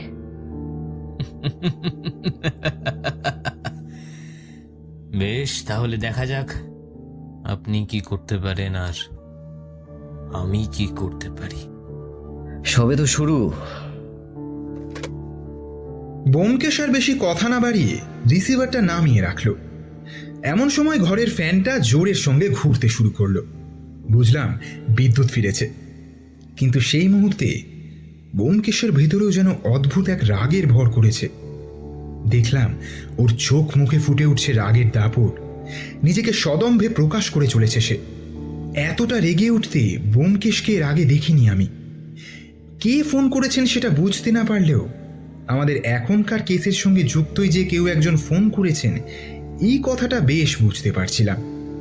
এবং যেই ফোন করে থাকুক, তিনি যে বেশ খারাপভাবেই ব্যোমকেশের সঙ্গে কথা বলেছেন এ কথাও বেশ বুঝতে পারছিলাম। ব্যোমকেশ সাধারণত এতটা রাগ করে না, কিন্তু এখন যেন সে বড় বেশি বিব্রত এবং প্রচণ্ড ক্ষুব্ধ। কে টেলিফোন করেছিল ব্যোমকেশ? আর তোমাকেই বা এত বিচলিত আর উত্তেজিত দেখাচ্ছে কেন? এমন কি বলল যে? অজিত, এইমাত্র যিনি ফোন করেছিলেন তার গলা আমার খুব চেনা চেনা ঠেকছে। মনে হচ্ছে আবগারি দপ্তরের কেউ। পুলিশকে তিনি কাজ করতে দেননি, এবার আমার কাছে ফোন করলেন। দাবি একটাই, যে এই দুটো খুনের তদন্ত বন্ধ হোক।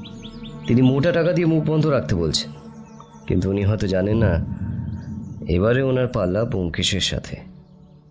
আর ব্যোমকেশ বিক্রি হওয়ার লোক নয়। ওনারা দুজনেই সমাজের উপরতলার মানুষ ছিলেন, তাই ওদের নিয়ে তদন্ত করলে নাকি অনেকের অসুবিধা হবে। তাই আমার তদন্ত বন্ধ করতে হবে। সত্যের থেকে বড় এমন কেউ কি আছে? না, এই কেসের শেষ না দেখে আমি থামবো না অজিত। আচ্ছা, আগে তুমি শান্ত হও ব্যোমকেশ।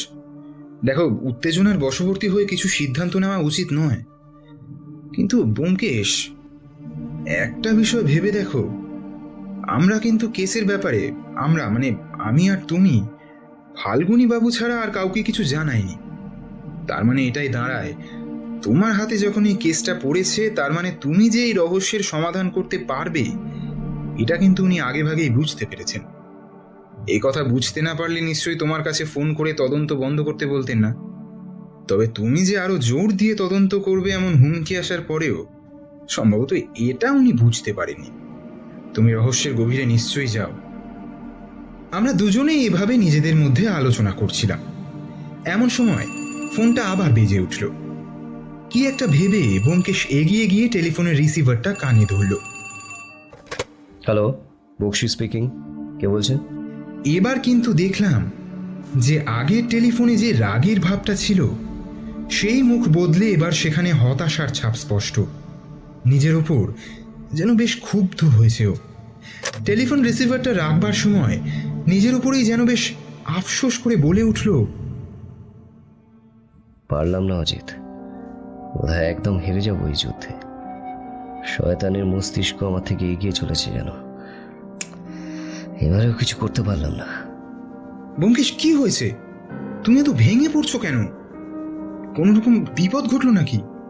হ্যাঁ অজিত, ফাল্গুনী বাবু ফোন করেছিলেন। আমি যে আশঙ্কা করে ওনাকে ফোন করতে যাচ্ছিলাম তাই সত্য হলো। আগের দুটো কিন্তু ছিল খুন, আর এবার এটা হলো আত্মহত্যা। এমনটা যে হবে আগে থেকেই আমি ভেবে নিয়েছিলাম। কে জানে, হয়তো একটু আগে থেকে যদি সাবধান করে দিতাম তবে হয়তো এমনটা ঘটতো না। সময় থাকতে ফাল্গুনী বাবুর কাছে আগে ভাগে ফোন করা উচিত ছিল আমার। ক্যালকুলেশনে বড্ড ভুল হয়ে গেল অজিত। তাহলে হয়তো এভাবে আরো একটা খুন হতো না। অজিত, এই কেসটা আমার জন্য প্রতি মুহূর্তে যেন একটা করে চ্যালেঞ্জ সৃষ্টি করে চলেছে। এই কেসের সমাধান আমাকে করতেই হবে, এবং সেটা যেভাবেই হোক। হয়তো ব্যোমকেশ আরো কিছু বলতো, কিন্তু এমন সময় সত্যবতী এসে সেই ঘরে প্রবেশ করলো। কেসের ক্রমশ ঘনীভূত হওয়া রহস্য সমাধানের তালে আমাদের দুজনেরই যে দুপুরের খাওয়া হয়নি এ কথা এতক্ষণ খেয়াল ছিল না কারোরই। এবার সত্যবতী এসে দাঁড়ানোতে মনে পড়ল যে খিদেটা বেশ ভালোই চাকার দিয়ে উঠেছে, তাই সত্যবতীর হুকুম এখন বেশ প্রয়োজনই ছিল। তোমরা যে একটা গুরুত্বপূর্ণ তদন্তের বিষয়ে আলোচনা করছো সেটা আমি বেশ বুঝতে পেরেছি, কিন্তু বেলা 2টো বাজে। ঠাকুরপো, তোমরা এখনো যদি খেতে না বসো তবে কিন্তু আমি খুব রাগ করব। নিজেদের শরীরের প্রতি তো যত্ন রাখতে হবে। তবে এক আশ্চর্য তদন্তের মুখোমুখি হয়েছি, ফলে খিদের বোধ একদম নেই, বুঝলে? তোমরা দুজনে বরং দুপুরের খাবারটা খেয়ে নাও, আর আমায় একটু হালকা গরম দুধ আর 2টো বিস্কুট দিও। একটা পরিকল্পনা ছকে ফেলতে হবে। এই অবস্থা থেকে বেরিয়ে আসার জন্য একটা পরিকল্পনা না বানিয়ে উপায় নেই। আচ্ছা অজিত, আমাদের একবার বেরোনো দরকার। তুমি চটপট খাওয়াটা সেরে নাও। মেঘকুমারের মৃতদেহ দেখতে যেতে হবে একবার। তবে আরও একটা ব্যতিক্রমী ঘটনা এক্ষেত্রে হয়েছে, যেটা হলো সিনেমার নায়ক আত্মহত্যা করেছেন। আগের দুটো কিন্তু ছিল খুন। আমার অনুমান যদি ঠিক হয় তবে এটাও একটা খুন। পূর্ব পরিকল্পিত এই খুনের বিষয়টিকে খুব যত্ন সহকারে আত্মহত্যা আকারে দেখানো হয়েছে। তবে ঘটনাস্থলে না যাওয়া পর্যন্ত নিশ্চিতভাবে কিছু বলাটা উচিত নয়। আততায়ী অসম্ভব বুদ্ধি খাটিয়ে কাজ করেছে, এবং এর হত্যার ধরন ক্রমশ বদলে যাচ্ছে, কিন্তু অন্য রকমের খুন। একজন জাদুকর নিজের সেরা জাদু দেখিয়ে চলেছেন, কিন্তু ব্যোমকেশ কি হেরে যাবে? আচ্ছা, ব্যোমকেশ কি কখনো হেরে গেছে? ব্যোমকেশ হেরে যেতে পারে না। ব্যোমকেশকে জিততেই হবে, এবং সে জিতবেই। আমার এই দৃঢ় বিশ্বাস আছে তোমার উপরে যে তুমি পারবেই, পারতে হবেই। তুমি পারবে না এমন একটি কেস হয়ে এটি কখনো থাকবে না। আমারও সত্যবতীর কথায় পূর্ণ বিশ্বাস আছে। ব্যোমকেশ হেরে যেতে পারে না। আর আমার মতে পূর্বে তুমি এর থেকেও কঠিন কেসের জটিলতার সমাধান করেছো, সুতরাং মনের বিশ্বাস বজায় রাখো। তুমি পারবে। ব্যোমকেশ জিতবেই। সে জেতা এখন শুধু সময়ের অপেক্ষা। ব্যোমকেশ, তুমি যদি জিততে না পারো তবে সত্যের পরাজয় ঘটবে, কিন্তু সত্যের পরাজয় ঘটা কি কখনো সম্ভব? আর আমার নিজের অভিজ্ঞতা থেকে বলতে পারি, সত্যকে তুমি কখনো হারতে দেবে না। সত্য অজিত, যে বিশ্বাস তোমরা আমার উপরে রাখো তা সত্যি আমার আত্মবিশ্বাস বাড়িয়ে তোলে। এই বিষয়টা আমি আগেও দেখেছি, আর আজও একবার যেন সেটাই মনে হচ্ছে। যাই হোক, সত্য, তোমরা খেয়ে এসো। দেখি একবার শেষ চেষ্টা করে। জানি না হেরে যাব কিংবা জিততে পারবো, কিন্তু ফাল্গুনী বাবু, রাখাল বাবু আর কমিশনার সাহেব আমায় একটু সাহায্য করলে হয়তো এবারে আমি একটা কিছু করে উঠতে পারবো।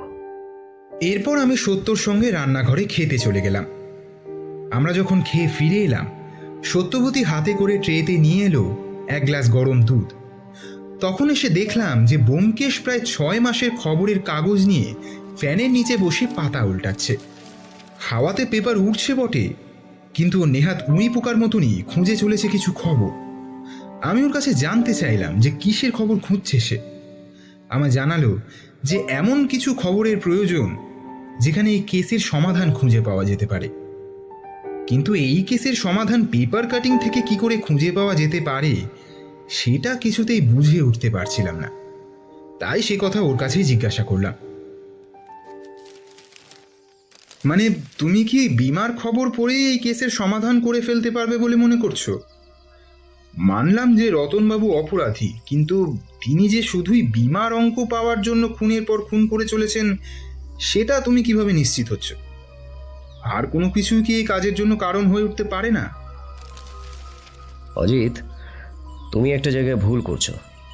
উনি খুন করছে না, কিন্তু ওনাকে দিয়ে খুন করিয়ে নেওয়া হচ্ছে।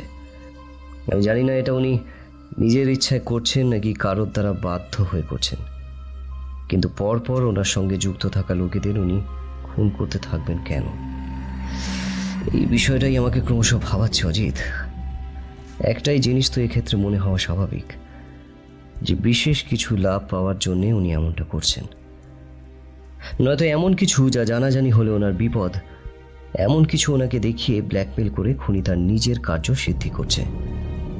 আর এটা যদি না হয় তাহলে কি এমন লাভ হতে পারে যার জন্য নিজেকে মৃত দেখাতে হয়?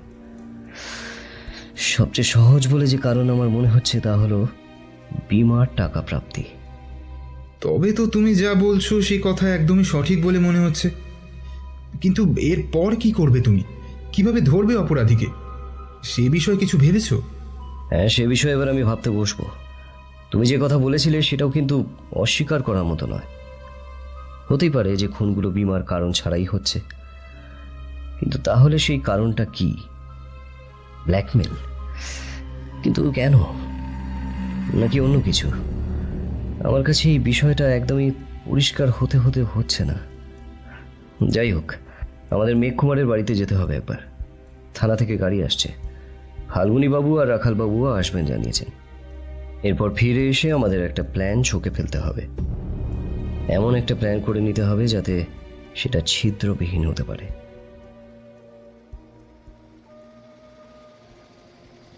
আমরা কথা বলতে বলতেই বাড়ির বাইরে একটি গাড়ি এসে থামার শব্দ শুনলাম। বুঝলাম যে থানার থেকে গাড়ি চলে এসেছে। ব্যোমকেশ খবরের কাগজের কাটিংগুলো গুছিয়ে রেখে রওনা দিল। দেখলাম সে এবার বেশ আত্মবিশ্বাস ফিরে পেয়েছে, যেন অনেকটা দূর পর্যন্ত সেই কেসটা বুঝে ফেলেছে। এবার দরকার শুধুই একটা যোগসূত্র, যেটা খুঁজে পেলে হয়তো সম্পূর্ণ বিষয়টার একটা সন্তোষজনক সমাধান করে ফেলা যেতে পারে। কিন্তু আমি এখনো এটাই ভেবে যাচ্ছিলাম যে ব্যোমকেশ যে ধারণা করেছে সেটার উপর নির্ভর করে এইভাবে এগিয়ে চলা ঠিক হচ্ছে তো? সেটা যদি ঠিক না হয় তবে আদৌ কি অপরাধীকে ধরা যাবে? ব্যোমকেশ হয়তো আমার মনের কথা বুঝতে পেরেছিল, তাই আমার পিঠে হাত রেখে আমাকে যেন নিজের বিশ্বাসের সঙ্গে জুড়ে নিতে চাইল সে। অজিত, যদি আমার উপরে আস্থা রাখো তবে এত ভেবো না। এই রহস্যের সমাধান নিশ্চয়ই আমরা করে ফেলতে পারবো। এবং যিনি অপরাধী তিনি যেভাবে নিজের পরিকল্পনা সাজিয়েছেন তাতে নিজেকে উনি প্রায় ধরা ছোঁয়ার বাইরে রেখে দিয়েছেন। মানছি এমন একটি মস্তিষ্ক যে সাধারণ কারণ নয়, তাই বিষয়টা জটিল দেখাচ্ছে, কিন্তু কিছু একটা সমাধান সমস্ত জটিল সমস্যার ভেতরেও থাকে। দেখাই যাক শেষ পর্যন্ত এই কেসেও কত দূরে এগোনো যেতে পারে। কি বলো? আমি কি বলি বলো তো, ব্যোমকেশের বুদ্ধির পরীক্ষা যারা নিচ্ছেন তারা ব্যোমকেশের বিষয়ে একটু কম করেই ভেবেছেন, এ কথা আমি হলফ করে বলতে পারি। ব্যোমকেশের বুদ্ধির সঙ্গে পেরে ওঠা শুধুই যে কঠিন তা নয়, বরং অসম্ভব। ব্যোমকেশ আমার কথার কোনো জবাব না দিয়ে শুধুই একটু মৃদু হাসল। ও যে নিজের প্রশংসা কখনোই মনের ভেতর থেকে গ্রহণ করে না এ কথা আমি জানি। ও বলে প্রশংসা গ্রহণ করলে অহংকার বাড়বে, যেটাও নিজে কখনোই চায় না। তবে এই সময় এভাবে ওকে একটু জাগিয়ে তোলা দরকার, তাই আমি ওর বুদ্ধিশক্তির কথা ওকে আর একবার মনে করিয়ে দিলাম। বেশ কিছু সময়ের ভেতরেই পুলিশের জিপে করে আমরা মেঘকুমারের বাড়িতে উপস্থিত হলাম। সেখানে পৌঁছে ব্যোমকেশ আমাকে নিয়ে এগিয়ে চলল। পেছনে আসছিলেন ফাল্গুনী বাবু আর রাখাল বাবু। আমায় সে ব্যক্তিগতভাবে কিছু কথা বলতে চায়, তাই বুদ্ধি করে ওদের দুজনকে ভেতরে ঢুকে সার্চ করতে বলে আমাকে একটা পাশে ডেকে নিল। অজিত, তুমি খেয়াল করে দেখো তো একবার যে মেঘকুমারের বাড়ির ভিতরে যখন আমরা থাকবো তখন এই বাড়ির সামনে দিয়ে কোনো সাইকেল করে কেউ যায় কিনা। এই বাড়িতে আসার আগে যখন গলির কাছে মোড় ঘুরলো গাড়ি, তখন একজনকে দেখলাম যে সাইকেলে করে সেখানে দাঁড়িয়েছিলেন। ওনাকে দেখে মনে হচ্ছিল যে তিনি ছদ্মবেশ নিয়েছেন। আমার নিজের ধারণা যদি ঠিক হয়, তবে তিনি এখানে একবার আসবেন। এবং আরও একটা কথা তোমাকে বলি অজিত, যে জাদুকর রতন নস্কর খুনি নন। বাকি কথা আমি ঘুরে এসে বলছি। ব্যোমকেশের কথা শুনে আমি হতভম্ব হয়ে দাঁড়িয়ে রইলাম। এতক্ষণ ধরে যে রতনবাবুকে অপরাধী ভাবছিলাম, তবে কি তিনি সত্যিই খুনি নন? তাহলে তিনি পালিয়ে বেড়াচ্ছেন কেন? সেটা কিছুই বুঝে উঠতে পারছিলাম না। কিন্তু ব্যোমকেশ আর সেখানে দাঁড়ায়নি। আমায় এটুকু বলেই সে বাড়ির ভেতর চলে গেছে মেঘকুমারের মৃতদেহ দেখতে। আমি ব্যোমকেশের কথা মতো একটা ঝোপের পিছনে লুকিয়ে পড়লাম। অল্প সময় কাটতেই দেখলাম যে সত্যিই একজন বড় চুলদাড়িওয়ালা বয়স্ক মানুষ একটা পুরনো সাইকেলে চেপে বাড়ির সামনে এলেন। সামান্য সময় বাড়ির সামনে থেকেই তিনি সেখান থেকে চলেও গেলেন। ব্যোমকেশ বলে গিয়েছিল যে আমি যেন কিছুই না বলি, তাই আমি চুপচাপ রইলাম। কিছু সময় পরেই ব্যোমকেশ ফিরে এলো। তারপর আমার কাছে এসে সেই লোকটির বিষয়ে জিজ্ঞাসা করলো। অজিত, আচ্ছা, আমি যেরকম বলেছিলাম যে সাইকেল নিয়ে কাউকে দেখার কথা, তুমি দেখেছো? কেউ এসেছিল কি? হ্যাঁ ব্যোমকেশ, আমি এমন একজনকে দেখেছি। তিনি এসেছিলেন এবং চারপাশের সমস্ত কিছু দেখেই এখান থেকে চলে যান। কি ব্যাপার বলো তো ব্যোমকেশ? উনি কি পুলিশের কেউ? রতনকে ধরবার জন্য কি ছদ্মবেশে আছেন? কিছুই তো বুঝতে পারছি না। একটু খোলসা করে বলো না ব্যাপারটা কি। আমি এর আগে ভাবতে পারিনি মানুষ কিছু টাকার জন্য কতটা নিচে নামতে পারে। এবার তুমি সেটাই দেখতে পাবে বন্ধু। ঘটনা এমনই যে যা ভেবেছিলাম তার চেয়ে অনেক সহজ, কিন্তু সেই বিষয়টা এতটাই ঘুর পথে হয়েছে যে আমরা সেটা সময় মতো বুঝে উঠতে পারিনি।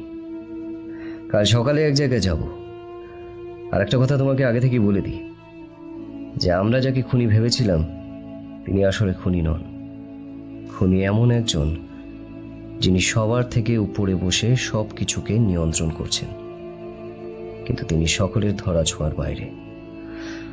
অজিত এমন একজন অপরাধী যাকে ভাবতে পারিনি, তবে সত্যের হাত এড়িয়ে পালিয়ে যাওয়া সত্যি কঠিন।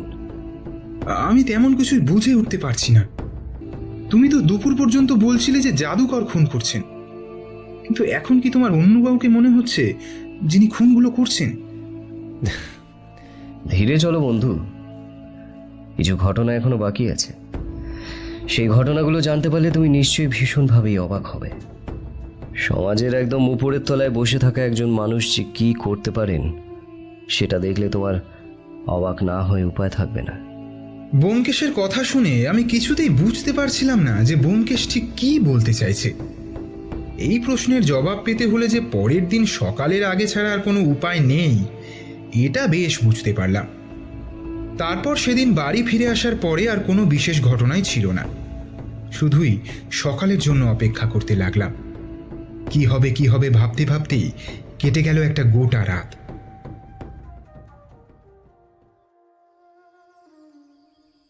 পরের দিন যখন সকাল 8টা মতো হবে, সদর দরজার বেল বেজে উঠল। আমি গিয়ে দরজা খুলতে গেলাম, দেখলাম ব্যোমকেশ বেশ হন্তদন্ত হয়ে ঘর থেকে বেরিয়ে এসে দরজাটা খুলল। ওকে অনুসরণ করে আমিও এগিয়ে গেলাম দরজার দিকে।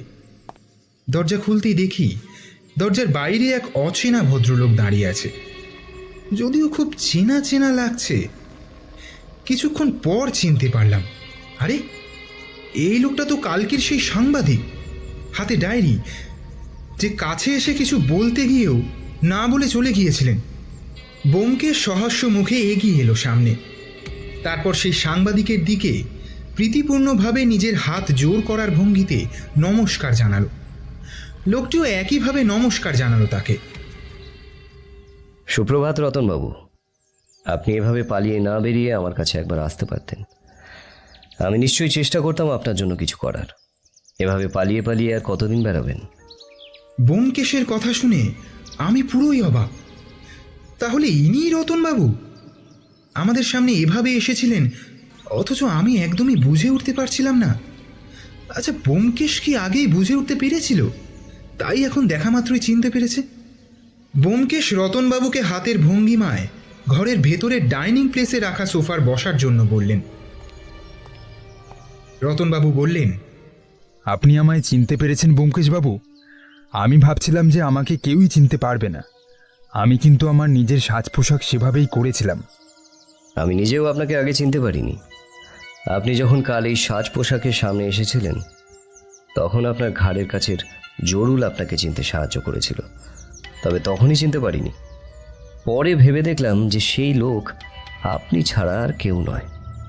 আপনার যমজ ভাইয়ের মৃত্যুর জন্য আমি আন্তরিকভাবে দুঃখিত। যাই হোক, এবার পুরো বিষয়টা একটু খুলে বলুন তো। আমি অনেকটা বুঝতে পারলেও এখনো পর্যন্ত সবটা বুঝে উঠতে পারছি না। কি হয়েছিল একটু প্রথম থেকেই শুনতে চাই। না ব্যোমকেশবাবু, আপনি কেন দুঃখিত হবেন? এটা সম্পূর্ণ তার জন্য যে সত্যি আমার রক্তজাত ভাই। দাঁড়াও, আপনার যমজ ভাই ছিল? হ্যাঁ অজিতবাবু, মাত্র কিছুদিন আগেই জেল থেকে ছাড়া পেয়েছিল। প্রতারণার দায়ে জেল খেটে আসা আসামি ছিল সে, কিন্তু শত হলেও ভাই তো, তাই নিজের কাছেই আশ্রয় দিয়েছিলাম। তখন যদি জানতাম যে এমন কিছু ঘটেছে যা আমার জীবনকে ওলটপালট করে দেবে, তবে কখনোই তাকে সাহায্য করতাম না। এমন কি সে করেছিল যার জন্য তাকে খুন হতে হলো? আর আমার ধারণা সে বিমার বিষয়ে কিছু একটা প্রতারণা করেছিল, কিন্তু সেটার বিষয়ে সম্পূর্ণ কথা আমি বুঝতে পারছি না। আপনি আরও একটু বিস্তারিত করে বলুন, তারপর আমি দেখছি। আসল কালপিট ওই মন্ত্রী চন্দ্রপ্রতাপ। তিনি এবং আমার ভাই মিলে এক অদ্ভুত প্রতারণার ব্যবসা শুরু করে। আমার ভাই মহিলাদের সঙ্গে আলাপ জমাতো, তারপর তাদের সঙ্গে বিমার এজেন্ট সেজে বেশ বড় মাপের টাকার বিমা করাতো। যখন এভাবে বেশ একটা ভালো টাকার বিমা করানো হয়ে যেত, তখন হয় সেই মহিলাকে সে খুন করত, অথবা এমন অবস্থায় ফেলে আসতো যাতে সে আর কিছুই বলতে পারতো না। এভাবে বেশ কিছু কাণ্ড ঘটিয়েই সে জেলে যায়। আমি জানতাম অনেকটাই, কিন্তু মন্ত্রীমশাইয়ের বিষয়ে আমি কিছুই জানতাম না। গত পরশু আমার ভাই রাত্রেবেলা বাড়ি ফেরে। সেদিন দুর্ভাগ্যবশত রূপসাও আমার বাড়িতে এসেছিল। ওকে ভাইয়ের ফেরার ব্যাপারটা জানাই, তাই ও রাতে থেকে যায়। আমি ভেবেছিলাম যে সে হয়তো শুধরে গেছে, হয়তো শুধরে যেত, কিন্তু মন্ত্রীমশাই সেটা হতে দিলেন না। উনি ওদিন মাঝরাতেই রহিম আর সিরাজের সাথে পেছনের দরজা দিয়ে চুপিসারে ভেতরে ঢুকে আমার ভাইকে হত্যা করে। সেদিন খুনের রাতে আমি আড়াল থেকে ওদের সব কাণ্ডকীর্তি দেখছিলাম এবং শুনছিলাম। সে সময় হঠাৎ দেখি রূপসা সেই ঘরে ঢুকেছে। ওকে আটকাতে যাব, কিন্তু শেষ রক্ষা আর হলো না। ওরা ওকেও।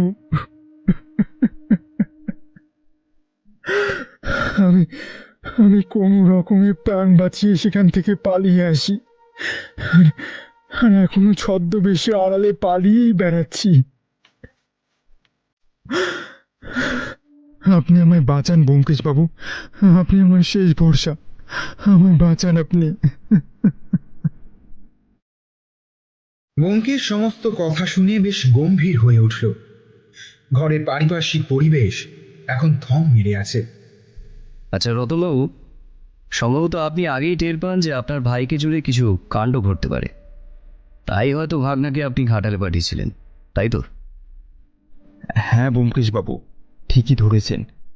কয়েকদিন ধরে লক্ষ্য করছিলাম দুজন লোক আমাদের বাড়ির দিকে নজর রাখছে। আমার ব্যাপারটা ঠিক সুবিধার ঠেকল না, তাই আগেভাগেই ভাগনাটাকে দেশের বাড়িতে পাঠিয়ে দিই। তাছাড়া দুদিন পরই আমার ভাইয়ের ছাড়া পাওয়ার কথা ছিল। ও আগেভাগেই জানিয়ে দিয়েছিল রাতের বেলা ঘরের পেছন দরজা খোলা রাখতে, ওই রাস্তা দিয়ে গোপনে ও ঘরে ঢুকবে, আর ওর ছাড়া পাওয়ার কথাটা যেন কেউ না জানে। আপনি আমায় বাঁচান ব্যোমকেশবাবু, আমায় বাঁচান আপনি। এমন একটা ঘটনার কথা শুনে সে বেশ মনের দিক থেকেই আহত হয়েছে। ব্যোমকেশ রতনবাবুকে আশ্বাস দিয়ে বলল, এখন আর কোনো ভয় নেই, আমি আছি। ব্যোমকেশ তৎক্ষণাৎ সোফা থেকে উঠে টেলিফোনের রিসিভারটা কানে তুলে ডায়াল দিল।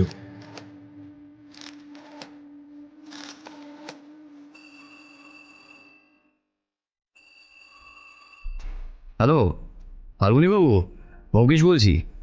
আচ্ছা শুনুন, আপনি যত তাড়াতাড়ি সম্ভব আমার বাড়িতে চলে আসুন, দরকার আছে।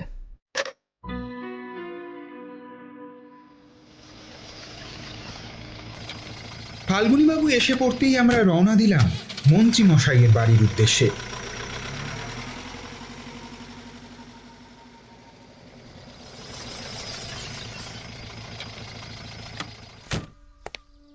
মন্ত্রীর বাড়িতে যখন পৌঁছালাম দেখলাম উনি সকালের জলখাবার খেতে খেতে অফিসের কিছু কাজ করছেন।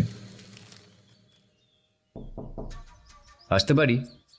সকাল সকাল আমাদের দেখে তিনি বেশ অবাক হলেন, তারপর নিজেকে সামলে নিয়ে বললেন, আরে ব্যোমকেশ বাবু যে, আসুন আসুন আসুন, কি সৌভাগ্য, বসুন। হরি, হরি, একবার এদিকে আয় তো। ভেতরের ঘর থেকে হন্তদন্ত হয়ে একজন বছর 30-এর লোক এসে উপস্থিত হলো। কাঁধে গামছা, পরনে একটা ধুতি আর গায়ে একটা পাতলা ফিনফিনে গেঞ্জি। সে এসে বলল, হ্যাঁ বলুন কর্তাবাবু, কি দরকার? শোন, বাবুদের জন্য একটু জল মিষ্টি নিয়ে আয়। যা যা, চটপট যা। এই কর্তাবাবু, আপনার গপ্প করুন, আমি এই যাবো আর এই আসবো। না না, এসবের দরকারই নেই। আমরা আপনার কাছে একটা বিশেষ দরকারে এসেছি। কি ব্যাপার বলুন তো?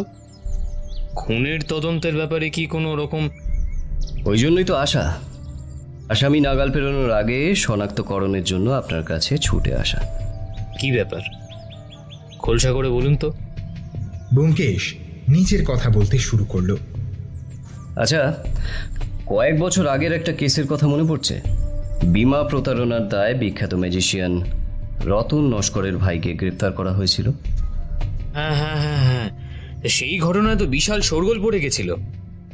সেই ঘটনায় পুলিশ আরও দুজনকে সন্দেহ করেছিল, রহিম আর সিরাজকে। তবে এদের দুজনের বিরুদ্ধে কিছু প্রমাণও পেয়েছিল, তাও নাকি ছেড়ে দিয়েছিল পুলিশ ওদের। আর একটু খোঁজ নিয়ে দেখলাম এদের ছাড়ানোর পিছনে আপনার হাত ছিল, তাই নয় কি চন্দ্রপ্রতাপ বাবু? তা আপনার দলের লোক বলে কেস থেকে সরিয়েছিলেন নাকি অন্য কিছু? এই দাঁড়ান দাঁড়ান দাঁড়ান দাঁড়ান, আপনি কি কোনোভাবে আমায় সন্দেহ করছেন? আরে তাজ্জব ব্যাপার, আমি কেন খুন করতে যাব? আমি একজন নেতা, আমার জীবন জনসাধারণকে উৎসর্গ করেছি, আর আপনি বলছেন খুন? আরে মশা পর্যন্ত মারিনি কোনোদিনও। আর যদি খুন করেও থাকি, কি উদ্দেশ্য আমার সেটা বলুন। সামান্য বিমার কটা টাকার জন্য আপনি এভাবে খুনের পর খুন করে দিলেন? আপনার তো সব কিছুই ছিল, শুধু লোভের জন্য আজ সব কিছু হারিয়ে ফেললেন। আপনি ভেবে বলছেন তো ব্যোমকেশবাবু?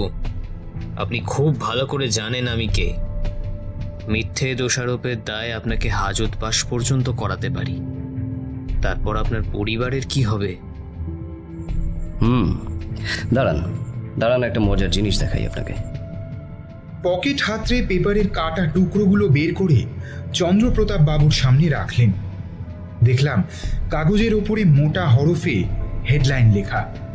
তাতে লেখা, বিমা জালিয়াতিকে ঘিরে রহস্যজনক মৃত্যু।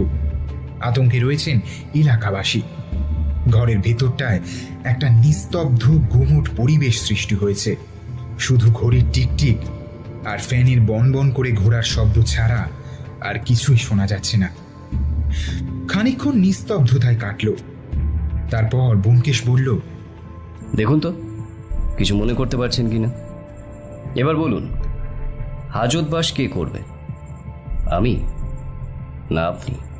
আর রইল আমার পরিবার, ও আপনাকে দেখতে হবে না, তারা নিজেদের দেখভাল নিজেরাই পারে।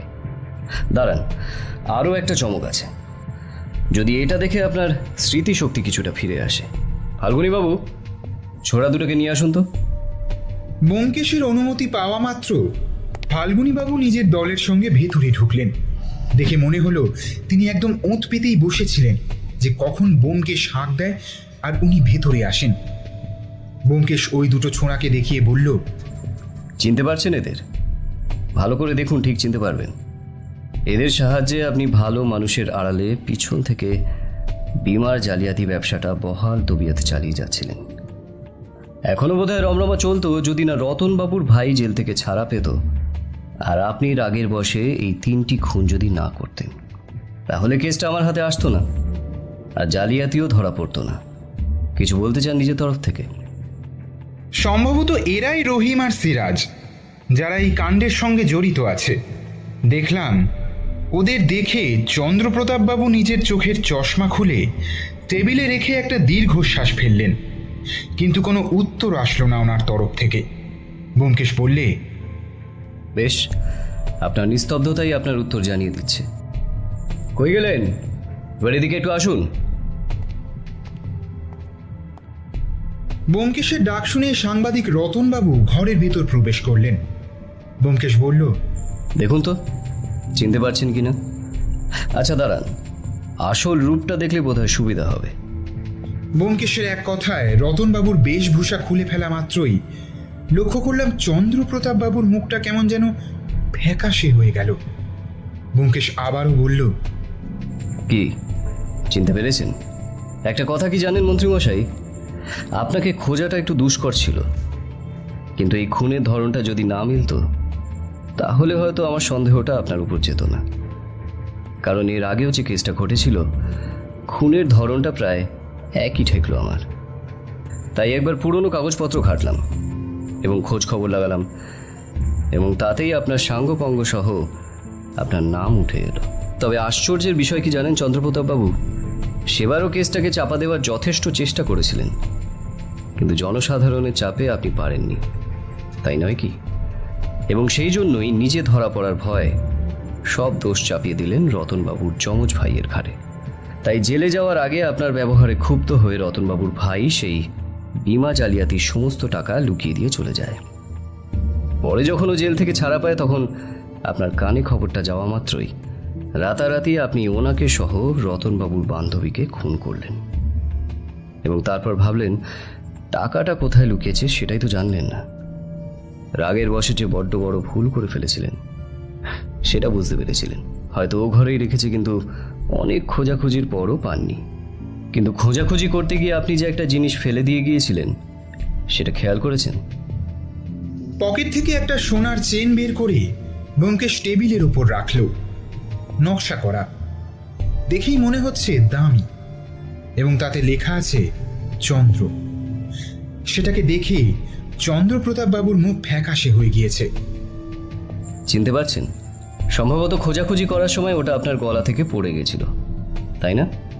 ওনার ভাই গত পরশু রাতে ঘরে ফিরতেই আপনার কানে খবর যাওয়া মাত্রই প্রথমে রহিম আর সিরাজকে পাঠিয়েছিলেন ওকে পাকড়াও করার জন্য, আর আপনি ঘরের পিছনে যে ঝোপটা আছে তার আড়ালে লুকিয়েছিলেন ওদের ইশারার অপেক্ষায়।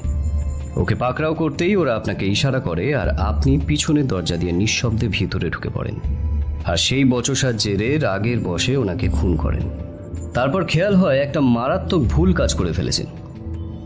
রতনবাবুর ভাইকে খুন করার আগে আপনি জানেননি যে বিমার টাকাটা কোথায় লুকিয়ে রেখেছে, তাই হন্তদন্ত হয়ে ঘরময় খুঁজতে শুরু করলেন, কিন্তু কিছুই পেলেন না। সেই সময় হঠাৎ রূপসা দেবী ঘরে ঢুকে পড়ায় চেঁচামেচি জুড়ে দেওয়ায় তাকে প্রথমে গলা টিপে হত্যা করেন, তারপর ব্লেড চালিয়ে ওনার মুখটাকে বিগড়ে দেন যাতে কেউ শনাক্ত না করতে পারে, তাই না? আপনি এটাও ভেবেছিলেন ওনার ভাই ঘরে নেই, সেই দিন কিন্তু ওনার ভাই ঘরেই ছিল, আর প্রথম থেকেই সে আপনাদের কর্মকাণ্ডের উপর নজর রাখছিলেন। সুযোগ বুঝে সময় মতো সেখান থেকে পালিয়ে যান। আমরা সবাই এক মনে ব্যোমকেশের কথা শুনছিলাম। চন্দ্রপ্রতাপ বাবু এখনো নিরুত্তর। ব্যোমকেশ আবার শুরু করল, আপনার উপরে আমার সন্দেহ হচ্ছিল। আপনি যদি জড়িত না হতেন তবে আমার বা পুলিশের কাছে ফোন করে কেস কেন বন্ধ করতে বলবেন এটাই আমি ভাবছিলাম, কিন্তু তখনও আমার কাছে পুরো বিষয়টা পরিষ্কার হয়নি। এরপর আমি রতনবাবুর কাছ থেকে সবটা শুনে এখানে এসে উপস্থিত হয়েছি। আপনি যে মেডিকেল কলেজ থেকে বহিষ্কৃত ছাত্র ছিলেন সেটাও জানতে পারলাম। দেখলাম লজ্জায় মন্ত্রীমশাইয়ের মুখ ছোট হয়ে গিয়েছে। তার কাছে ব্যোমকেশের এতগুলো প্রশ্নের সঠিক কোনো উত্তর নেই। এবার চলুন একটু জামাই আদর খেয়ে আসবেন। ফাল্গুনীবাবু, অ্যারেস্ট হিম। আর একটা কথা চন্দ্রবাবু, রাজার পাঠ সবাইকে মানায় না। ব্যোমকেশের নির্দেশ মতো পুলিশ গ্রেপ্তার করে নিয়ে গেল মন্ত্রীমশাইকে, কিন্তু যাওয়ার সময় মন্ত্রীমশাই প্রচন্ড রাগ করলেন ব্যোমকেশের ওপর। হুমকি দিলেন ফিরে এসে বদলা নেবেন। ব্যোমকেশ ওনার হুমকির কোনো প্রত্যুত্তর দিল না। লক্ষ্য করলাম এবারও ঠোঁটের কোনায় আলতো হাসি খেলা করছে। আরও একবার সত্যের জয় ওর মনকে যে অনেকটা পরিতৃপ্তি দিয়ে গেল সেটা বেশ বুঝতে পেরেছি। ব্যোমকেশ আমাকে উদ্দেশ্য করে বলল, দেখো অজিত, যে যতই বড় হোক, কিন্তু কেউই সত্যের চেয়ে বড় নয়। সত্যের সঙ্গে যদি কেউ সংঘাত করেন তবে তার হার অনিবার্য। যদি সত্যের প্রতিষ্ঠা করতে প্রাণ যায়, তবুও আমি মনে করব যে সেটাও আমার এই জীবনের জন্য অনেক বড় প্রাপ্তি। সত্যের কাছে আমি দায়বদ্ধ। সত্যি একটা জটিল কেস ছিল বটে, তবে ওই যে কথায় আছে না, শুরু ভালো যার শেষও ভালো তার। মন্ত্রী মহোদয় একটা ফুল প্রুফ প্ল্যান করেছিলেন বটে, এবং সেটা সাকসেসফুলও হয়ে যেত, কিন্তু শেষমেশ প্ল্যানটা ভেস্তে দিল একটা জরুলের দাগ। সত্যি একেই বলে ভাগ্য।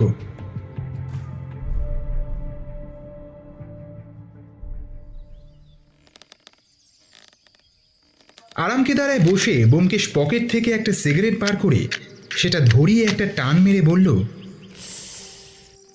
চলো অজিত, অনেক তো কেস টেস হলো, এবার একটু কোথাও থেকে ঘুরে আসা যাক, কি বলো? তা যা বলেছ ব্যোমকেশ, বৌঠানার খোকাও খুশি হবে। কেস করে তো আর ঘুরতে যাওয়াই হয় না। আচ্ছা, দার্জিলিং গেলে কেমন হয়? আমার কোনোতেই আপত্তি নেই। উফ, ঠান্ডায় গরম গরম মোমো খাবো, আমার যে আর তর্স হয়েছে না ব্যোমকেশ। আর ওখানকার চা বাগানের চা, ব্রেকফাস্টে চাইনিজ স্প্যাগেটি, ওফ! বিশেষ করে ভায়া, এই গরমে আর কলকাতায় থাকতে পারছি না। তবে আজই যাওয়া যাক, শুভ কাজে বিলম্ব করতে নেই, কি বলো অজিত? একদম, আমি যাই, বৌঠানকে বলে আসি। সোফা ছেড়ে উঠতে যাব, এমন সময় হঠাৎ টেলিফোনটা বেজে উঠল।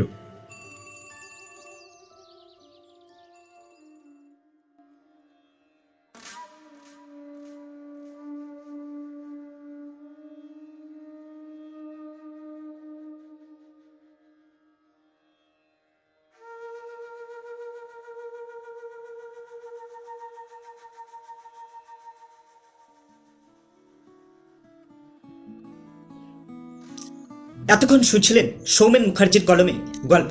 কেমন লাগলো আজকের গল্পটি তা অবশ্যই আমাদের কমেন্ট করে জানান, যে আমরা ঠিক আর কি ইমপ্রুভমেন্ট করতে পারি। আর অবশ্যই পরের গল্পটি শোনার জন্য আমাদের চ্যানেলটিকে সাবস্ক্রাইব করে রাখুন, যেটি আপনার জন্য তো ফ্রি অফ কস্ট, কিন্তু আমার জন্য অনেকটাই ভ্যালু অ্যাড করে। এছাড়া সঙ্গে রাখুন, শুনতে থাকুন আমাদের চ্যানেলটিকে। শুভরাত্রি সবাইকে।